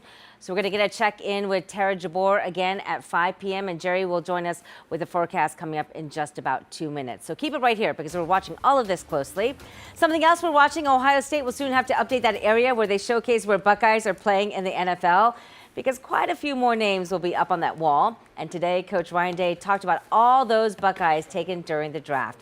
Let's get to sports anchor Adam King with more on that. So, Adam, you got a chance to talk to Coach Day. Yeah, and he calls getting to the NFL the easy part, which for those 14 Buckeyes, I know the path was far from easy, but it's about staying in the NFL and making that impact now. Today, the Buckeyes head coach putting a wrap on spring practice and the NFL draft, and much like the rest of Buckeye Nation, he's surprised to see Seth McLaughlin went undrafted, but still a historic draft weekend. These are the moments that you look forward to every year, seeing his guys find their spot at the next level. The Buckeyes lost a lot of talent to the NFL, which is always great for recruiting, but Ryan Day says he also loves the fit for each player and didn't feel like anybody went to a spot that wouldn't allow them the chance to have a great NFL career. Hard part is now going to work, adhering themselves into the program and then bringing value every single day. So we've got unbelievable feedback from so many NFL personnel about our guys, and it was clear that these teams appreciated and valued how unselfish they were, how much they praised their teammates, their football IQ, how much they loved Ohio State football, the program, the run that they went on, and just, you know, their overall character. Now, when you lose 14 guys to the NFL, the big question is, how do you replace all those guys? At Ohio State, that's never a problem. They're the whole mantra of rebuild and reload. That is what they're doing right now. Coming up at 5 o'clock, we're going to hear from Ryan Day on the spring. He kind of put a wrap on that, and he may have finally given a bit of insight on that QB battle. We will tell you more. It's just a little bit, but we'll take whatever we can get in the middle of April when it comes to the QB battle. It seems like we're always in a QB battle year after year, right? Every year. It's been forever. You got to go back to like C.J. Stroud's second year to have a time when we knew the quarterback going into the season. That's awesome. And it produces great folks like Will Howard, who's going to the Pittsburgh Steelers. Jerry already got his Will that? Howard shirt. He's already got a hat and everything. We're really excited I'm for very him. excited. I'm an unapologetic Steeler fan in the middle of Ohio. There's probably a lot of us. There are. A lot Many. of you. Yeah, There's don't at be shy. least 4 of you. 4? Well, I know Nicole Sheeran's now a Steeler fan. There you go. Well, they Got the got also, Buckeyes who train? else did they get? Jack Sawyer. Jack Sawyer. Right? So Pickerington native, so that's fun to Coming watch strong. too. Yeah. It's hard not to root for those guys, no matter where they go. You're right. You're right. It's good to kind of dot the landscape. And any given Sunday, there's a Buckeye playing, which is great. You know what else is dotting the landscape? Your radar. Thunderstorms. I know. It's Well a lot done. of different colors. Good segue. Lightning. Lightning, a lot of lightning, power outages, and that wasn't by surprise with those gusty winds coming through. Fortunately, with that particular round, we did not see tornadoes and a ton of hail. However, we are seeing it round 2 kind of re-energizing and moving in. We're still keeping that 10 weather impact alert through 9 p.m. Strong storms still possible. I'm going to break it down for you in the next 5 minutes. Be ready, stay connected, have more than one way to get those weather alerts and that information. And always remember, number 1 priority is you and your people, then your papers and your pharmaceuticals and your pets.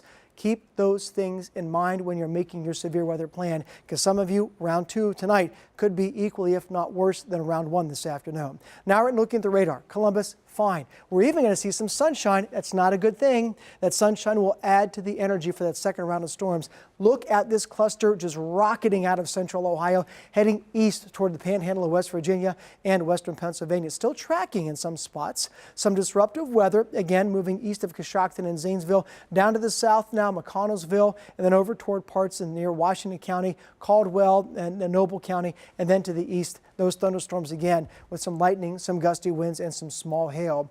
To the west of that, we are in the clear, but know that if you're around McConnellsville between now, 420, Caldwell now in 427, around Sunbury now in 444, those are the opportunities that you're going to have for the strong gusty thunderstorms to move in. West of that, no orange, no warnings anywhere in central, southern, or western Ohio. We are tracking two things of note. One, if you look, you can very easily put those little dots together. That's with a cold front coming through Fort Wayne. The other area of thunderstorms, this one of much greater concern, very clear to see this area pivoting, kind of has its own circulation, and right in the middle of that is a tornado warning, and in front of that, multiple severe thunderstorm warnings. The track of this still to be determined, but if it stays together, and I think that it will impact the southern third of the viewing area for the rest of this evening. Strong winds, hail, isolated tornadoes and flooding, in that order, are the priority threats for the rest of your Tuesday evening into early tonight. New model information then puts it through right around 7 o'clock, London, Circleville, just south of Columbus. Down around Chillicothe, south of Pickaway County, rocketing east. But once we get past that, Hocking County, McConnellsville, Athens, that's at 9 p.m. Once we get through that, then we're going to sound the all clear and probably keep it that way for tomorrow as well. Then we'll get that good news moving back in. Right now, the storm's moving out, temperature dropping accordingly. South wind still at 9, 64 degrees, so still that warm, humid air moving in. Overnight this evening into tomorrow morning, losing the showers, losing a few degrees, and with any luck, tomorrow will be pretty nice. That changes, though, by the time we get to Thursday with another round of storms moving in. 72 degrees after a comfortable start, more sunshine in the morning, late day clouds, an isolated shower possible Wednesday evening. Much of your day is dry. Thursday, more late day showers and storms. Friday, leftovers. Saturday could see a couple as well, but the rest of your Saturday will be dry. Sunday, the best of the bunch. Monday and Tuesday, not far behind, 75 and 80 degrees. All right, Jerry, thank you. Some Boomtown challenges coming up at 4:30 today here on 10 TV Plus. A Central Ohio school district pleading to voters as it runs out of space for more students. What they're asking taxpayers to do in just 1 week. And healthy teeth, healthy gums, a healthier you. Coming up at 4:55, hear why doctors say brushing those pearly whites goes beyond a beautiful smile. And while we are all getting ready for severe weather, lightning is a real concern. Here's Jerry with an explainer on how lightning forms and where it strikes the most. Now, you may be surprised to find out that one of the scariest parts of a thunderstorm, lightning, is caused by something we've all experienced. It's essentially a giant discharge of static electricity. There's a lot going on inside those thunderstorms with ice and water racing up and down, separating that electrical charge, the negatives from the positives, and that's where a lightning flash begins. So we'll walk you through quickly. The first thing is that separation of the negatives and the positives, and then starting down from the cloud, that's called the stepped leader. As the leader draws positive charge from the ground and those two begin to meet, that charge actually begins that electrical flow of current. Then that's what we see. Now that flash happens at the speed of light, 60,000 miles per second, and once that path is established, then that flash can happen or flicker several times over and over again until that lightning charge is balanced. Now, one thing to keep in mind, that takes place in less than a second. Do what you can to keep you and your family safe. Very important to keep that in mind is that most of the lightning that we see is from the cloud down to the ground or the cloud within the cloud. Other types of lightning happen from the cloud to the sky or from one part of the cloud to another, or very rarely from the ground up to the cloud. Please, if you hear thunder, when thunder roars, go indoors. Very simple to keep you and your family safe. A vehicle, a good alternative. If you're outside and you're stuck, crouch low to the ground. Crouch into a ball on the balls of your feet. Round yourself. Minimize your contact with the ground. Do not take shelter under trees. And most importantly, stay away from water. So hopefully a little bit about how lightning forms and what you need to do to keep you and your family safe.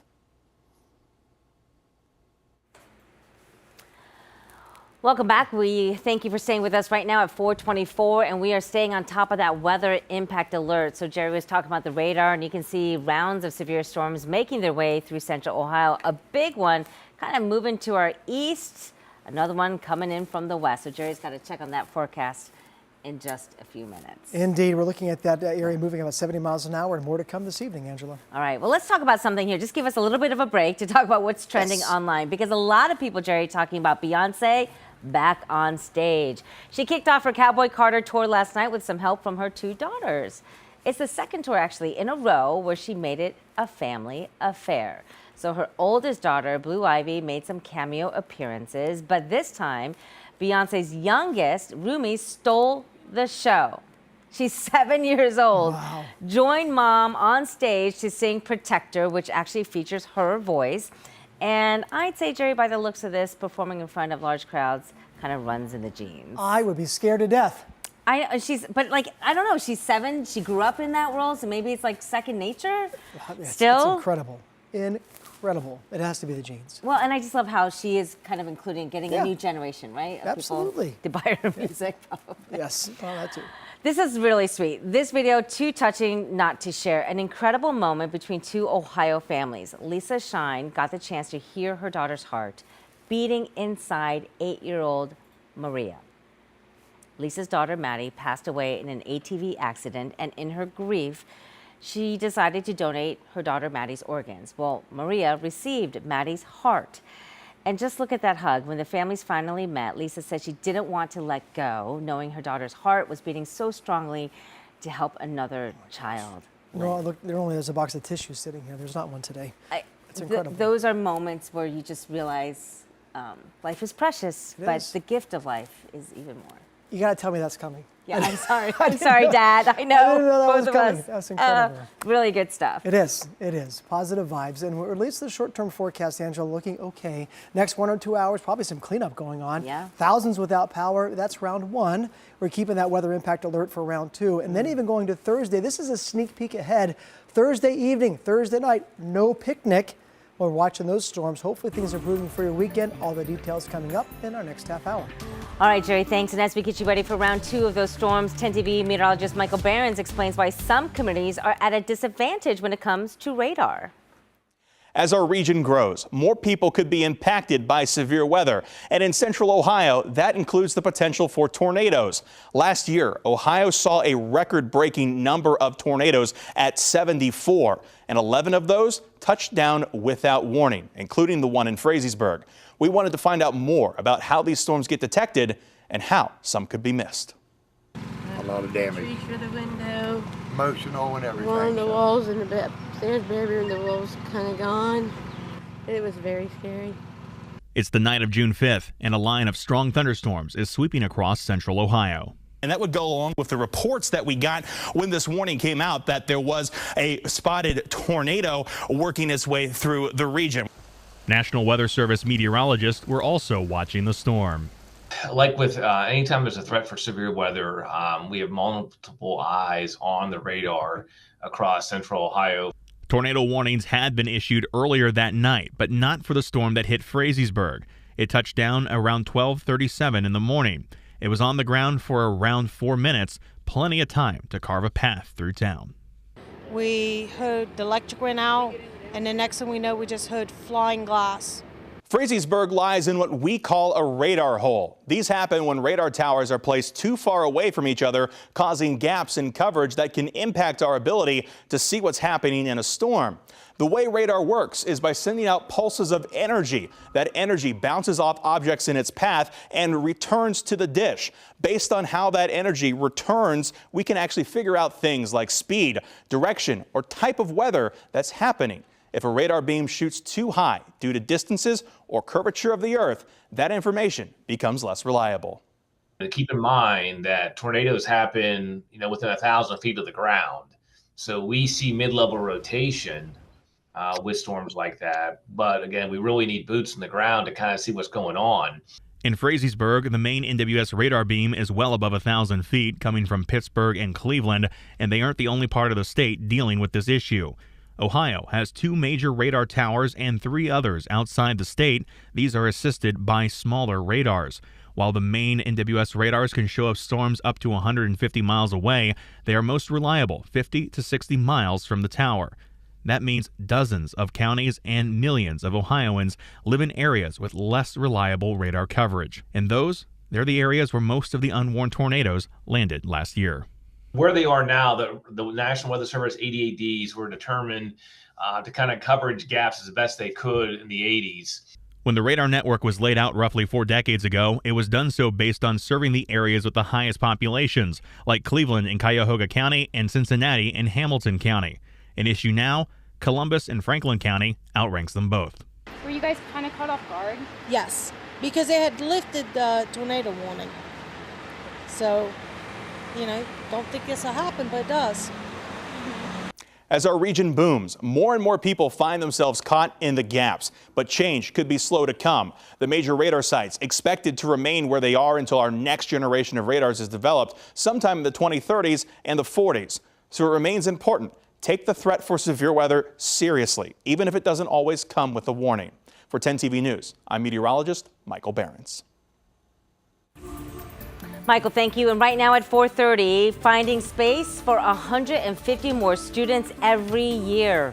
The growing pain facing a Central Ohio school district and how leaders are hoping the community can help meet that challenge. Plus, the plan to renovate Paycor Stadium approved, but at what cost? See what's inside this massive makeover deal. And say cheese, time to break out that smile. The connection between brushing your teeth and your health. 10 TV News at 4:30 starts right now.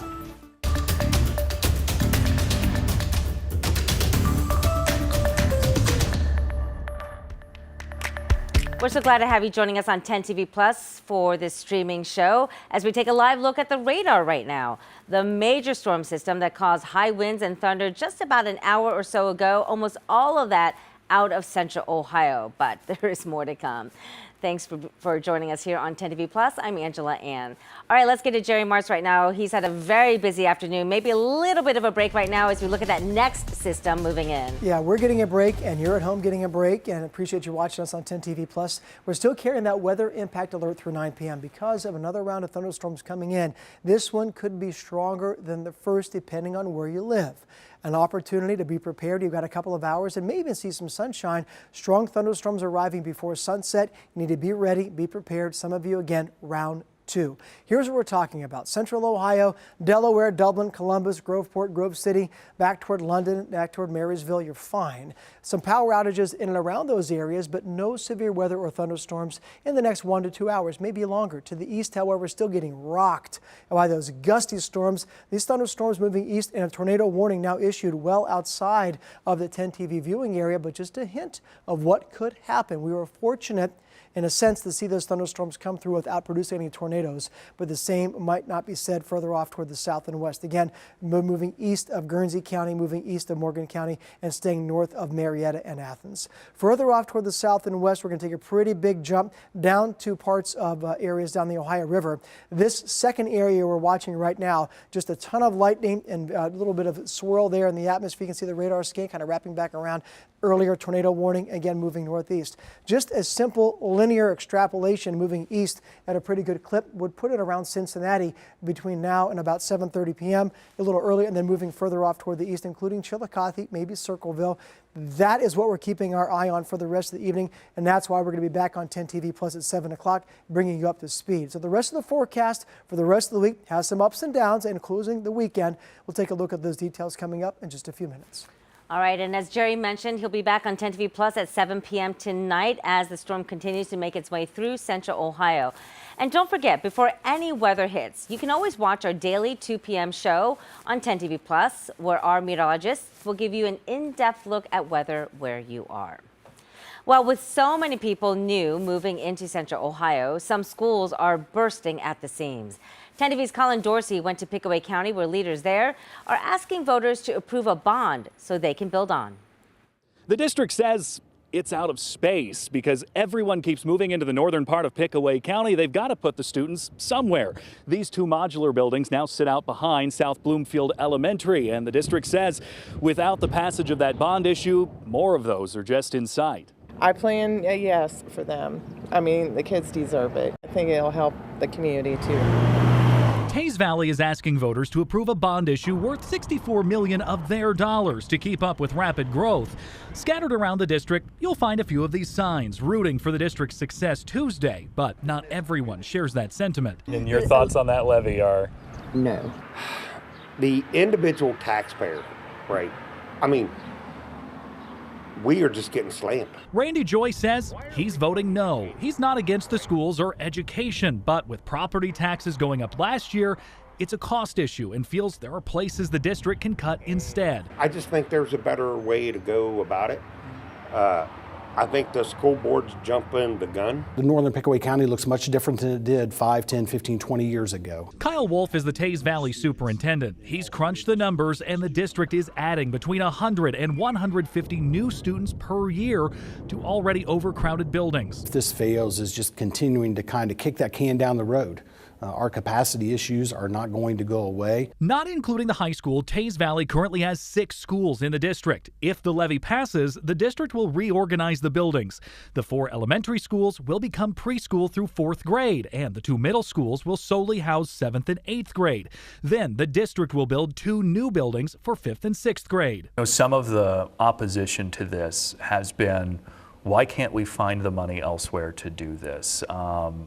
Whether that be cutting auxiliary staff, why do we feel that it's a bond issue matter? I want to remind you that our district did put in $10 million of its own funds into this issue to bring that dollar amount down. That bond issue goes before voters Tuesday for families living in the Tays Valley School District. Colin Dorsey, 10 TV News. Colin, thank you. And we have made it real easy to find everything you need to know as we get closer to the May primary election. Just text the word VOTE to 614-460-3345, and you'll get a link to our voter guide directly to your phone. We're sharing a new vision for Ohio's fastest growing county. Delaware County leaders today laid out their vision for the future in the annual State of the County address. 10 TV's Kara Lake was there this morning and shares some of the challenges they're looking to tackle. This room is starting to clear up now, but it was once full of state representatives and those representing the surrounding cities, townships, and villages. And they talked about the benefits of the development that it's having on businesses, but also the people who live here. And one of the most important topics was collaboration. The board president says they need to be able to work with the incoming companies and construction companies to guide the growth in a way that works for the county and those who live here. They say many people in the community rely on services from multiple agencies, so they say the shared services building that's currently in the works will benefit. This space will be used for planning and engineering on the Bixby campus, and also to house the Board of Developmental Disabilities, the Mental Health and Recovery Services Board, the Job and Family Services Department, and more. So people don't have to go to a lot of different buildings. It's confusing for people. So we're trying to simplify that to really help people and give them a chance again to become a part of the community.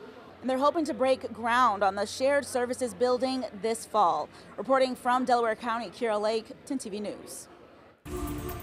Question, is your toothbrush hiding hundreds of viruses? A new study says yes. But don't panic just yet. Coming up next, how the health of your mouth could affect your whole body.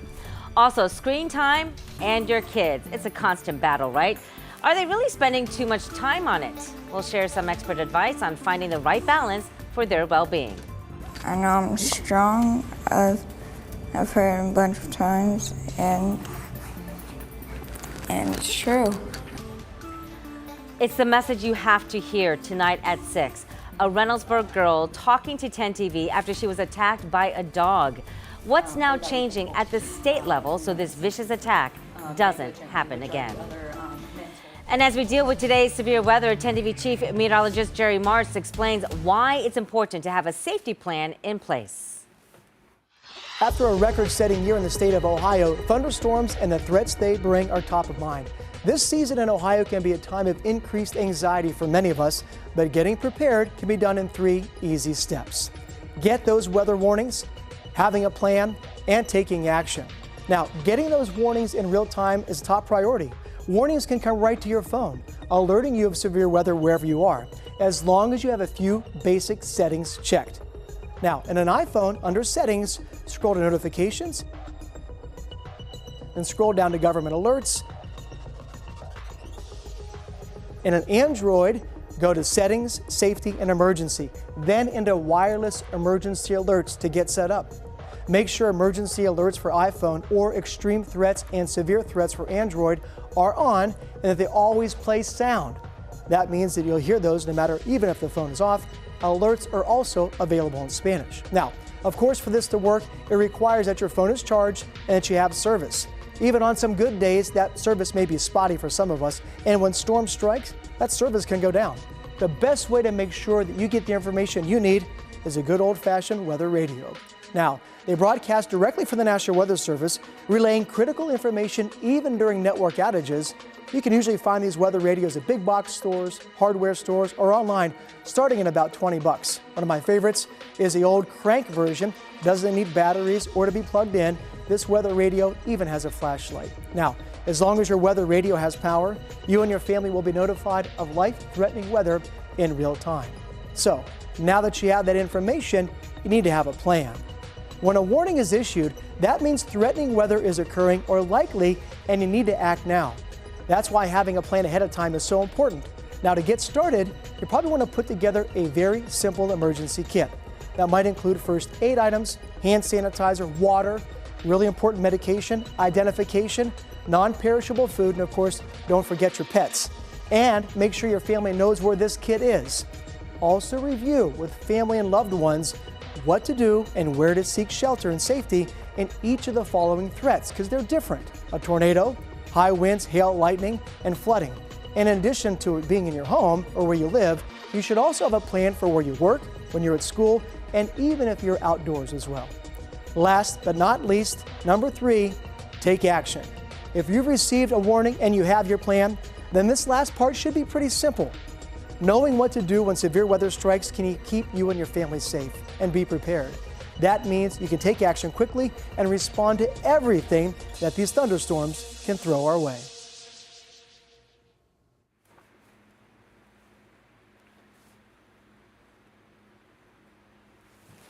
Welcome back to 10 TV Plus. Here's a live look now at what's happening around the state today. Plans are moving forward to help improve Paycor Stadium, home of the Cincinnati Bengals.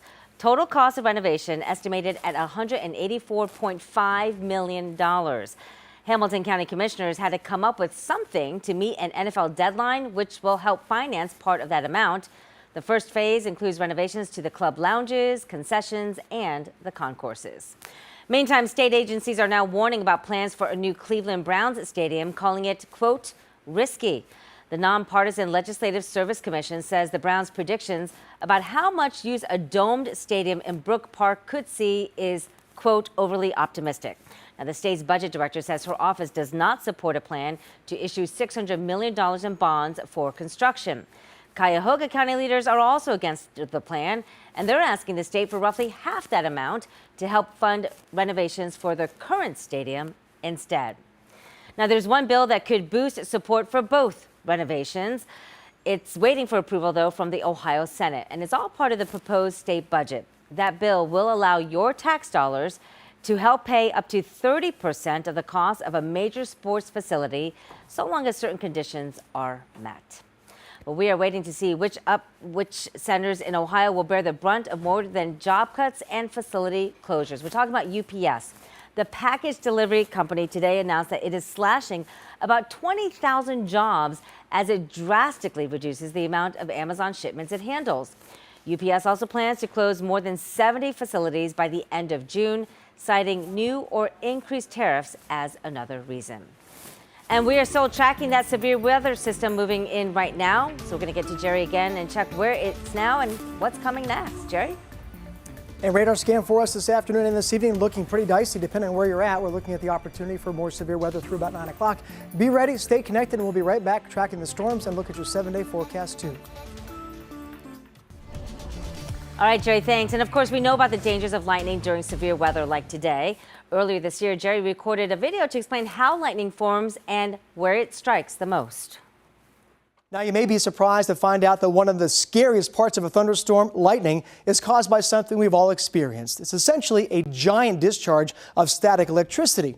There's a lot going on inside those thunderstorms with ice and water racing up and down, separating that electrical charge, the negatives from the positives, and that's where a lightning flash begins. So we'll walk you through quickly. The first thing is that separation of the negatives and the positives, and then starting down from the cloud, that's called the stepped leader.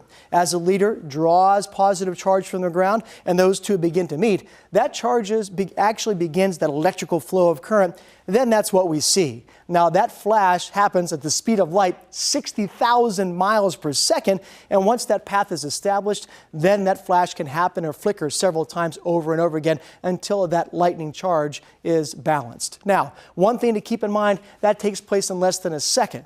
Do what you can to keep you and your family safe. Very important to keep that in mind is that most of the lightning that we see is from the cloud down to the ground or the cloud within the cloud.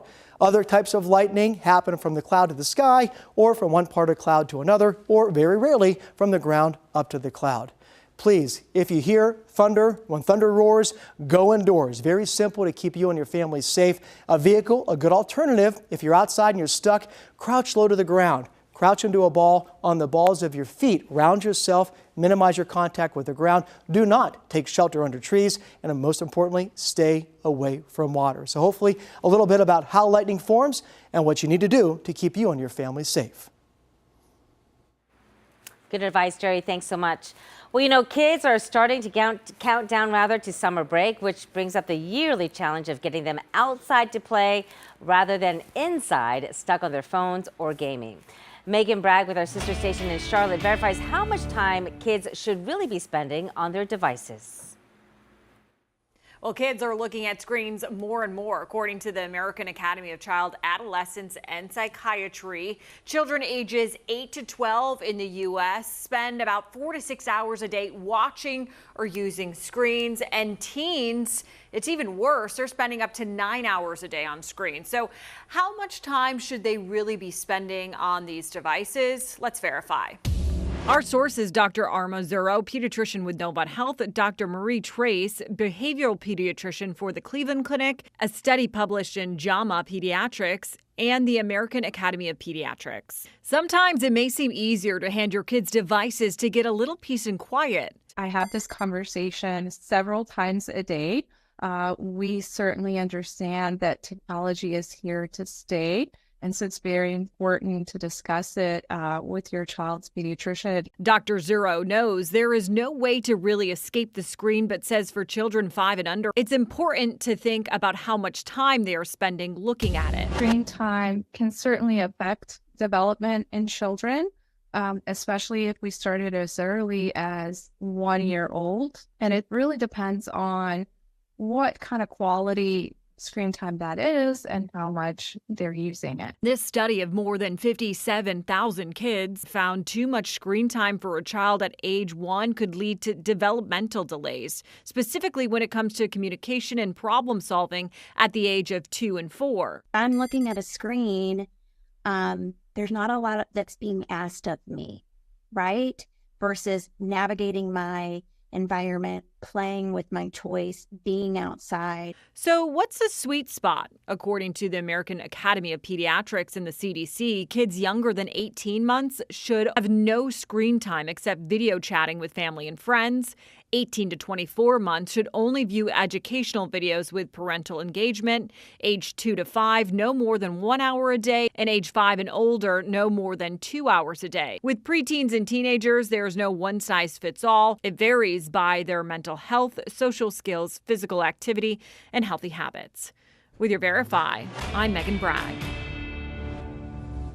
Really good info to know, because right now with weather like this, a lot of kids are staying indoors instead of outside, and they're probably like, oh, I can get on my gaming. No, you can't. Yeah. Do your homework first. I know you're listening. That's right, Mitchell. Work before play. Yeah. We're looking at the weather for this afternoon, this evening. You might have a chance to do both this afternoon, but we want to let you know that round number 1, which was pretty dicey at times. Yeah, loud. About 30,000 customers without power, according to AEP. That's nothing to sneeze at. Yeah. And we're looking at the chance for another round of thunderstorms to come back in this evening. Okay. So we're tracking also a lot of damage reports. We'll look at those in a moment. Choctaw Lake, a 56-mile-an-hour gust. South Vienna, trees down. An airport gust around Columbus at 59 miles an hour. Multiple trees down around Delaware. Stoutsville, OSU Airport at 60 miles an hour. Again, that threat continues through 9 p.m. Be ready for round 2. Do not let what's happening right now or for the next hour or two lull you into a false sense of security, because that next round of thunderstorms is coming, and it means business, and may even in some spots be stronger than round number 1 earlier this afternoon. What you're looking at right now is just a smattering of those damage reports. Where you see the little swirlies, that's wind damage, that's around Newark. Where you see the snap trees, that's damage and likely trees down. Of course, we just mentioned London. We mentioned areas around the OSU airport, and then that wind gust around John Glenn. So again, that's what's happened so far. What's happening now, we're taking a breath. We're relaxing a bit before the second round comes through. When I say we, I mean the metro area in and around Columbus. Still getting rocked pretty good by some strong thunderstorms in the eastern half of the state, but pretty much clearing the zone. Still some gusty storms around McConnellsville, east of Cambridge, but that is the only game in town with those severe thunderstorms racing east toward the panhandle of West Virginia and western Pennsylvania this evening. Now to our southwest, this is why I just want to keep your guard up, and we'll be doing the same. Notice a couple of things. One, this kind of broken line of thunderstorms. That's with a cold front that will literally be funneling and focusing the energy and the moisture as that front slides through and this next line comes in. Well, the other thing you'll notice, literally in the past 20 minutes, these little pop-ups between Cincinnati, Dayton, and Indianapolis. That area had about 2 hours of sunshine. The atmosphere is destabilizing and the storms moving in. We'll be watching that very carefully, because if those storms kind of congeal or come together, they could form another line of gusty thunderstorms. I don't think this round will be as strong as the one that came through. There's just not that much energy left. However, further off to the southwest, this third area, this one also is very concerning as it moves through. Multiple severe thunderstorm warnings and tornado warnings with that cluster. If that tracks to the east, it should pass through Cincinnati and across the southern parts of the viewing area between now and about 8 p.m. So we're watching several things. The risk still remains the same. Gusty winds still the main concern. Tornadoes, hail, secondary but not zero, and flooding pretty low but also not zero. This evening, latest model scan does continue to move things through again around 7 o'clock. Main area along in south of Interstate 70 by 8 o'clock, and then moving that area to the east by 9 o'clock. Athens, New Lexington, McConnellsville, and Cambridge again after sunset. And then we're going to take a breath as we go through the next couple of days. 10 weather impact 7-day forecast for you does show a dry Wednesday. That'll be a nice relief. Could see a passing shower Wednesday, but I'm thinking the main chance will be Wednesday night into Thursday. Multiple rounds of showers and storms possible on Thursday, especially afternoon and Thursday night. Friday could see a leftover, unfortunately, maybe a leftover shower on Saturday morning. I'm optimistic and thinking our Saturday, for the most part, will be dry. Sunday, beautiful, 44 to 70. Monday, even better, and Tuesday, back to around 80 degrees with plenty of sun. All right, Jerry, thanks. And of course, you can watch Jerry again on 10 TV Plus starting at 7 o'clock tonight as we continue to watch the path of those storms. And don't forget, before severe weather hits anytime, watch our daily show at 2 p.m. Monday through Friday. That's where our team will give you an in-depth look at the weather where you are. Well, speaking of which, let's get to meteorologist Michael Behrens now with more on tornadoes and knowing the difference between a watch and a warning. Tornadoes are some of the strongest forms of severe weather we can see here in Ohio. And last year, we set a record with 74 tornadoes striking the Buckeye State. Put those on a map, and they look something like this. Each one of those lines, a path carved by a tornado around Ohio just last year. And we know these tornadoes don't just strike during severe weather season. Each of the 12 months of our calendar has recorded at least one tornado over the last 50-plus years. In fact, last year, we had a tornado in December. So with all that in mind, we want to break down how these storms actually form. It all starts with the winds. You get surface winds and winds aloft, blowing in different directions. That creates rotation in the atmosphere. Put it together with thunderstorm updrafts, and that rotation can lift and tilt down toward the surface. From there, we form something called a wall cloud. A wall cloud is the precursor to a tornado. If it continues to build and works its way down to the ground, that's when it actually does become a tornado. If it doesn't touch the ground, it's just considered a funnel cloud. Our job as meteorologists is to warn you ahead of time when these types of severe weather could occur. And it all starts with a watch. That means be prepared. Conditions are favorable for tornadoes, but we're not quite there yet. From there, we upgrade to a warning. This is when a tornado has either been detected by radar or seen by a person. A tornado emergency, that's the highest level of warning. This means not only has a tornado been detected, it is on the ground and doing considerable damage.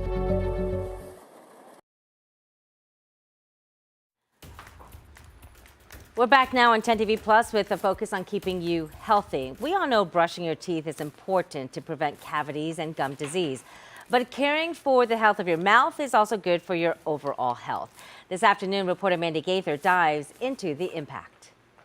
It allows you to eat and to speak, but your mouth needs care, and that starts with your teeth. We always say only take care of the ones that you want to keep. Periodontist Dr. Sasha Ross with Cleveland Clinic says oral disease may not cause any pain, so many times it's not treated until reaching a more serious stage. Some of the most common diseases and conditions that affect oral health are cavities, which is tooth decay, gum diseases, oral cancers, and tooth loss. It can also impact overall health. There's many studies that link your oral health to conditions like cardiovascular disease, stroke, diabetes, Alzheimer's disease, in women, preterm low birth weight babies. In the U.S., 57% of children and youth aged 12 through 19 have had cavities in their permanent teeth. As for adults, 90% have had a cavity. Experts say the best way to prevent decay and protect the health of your mouth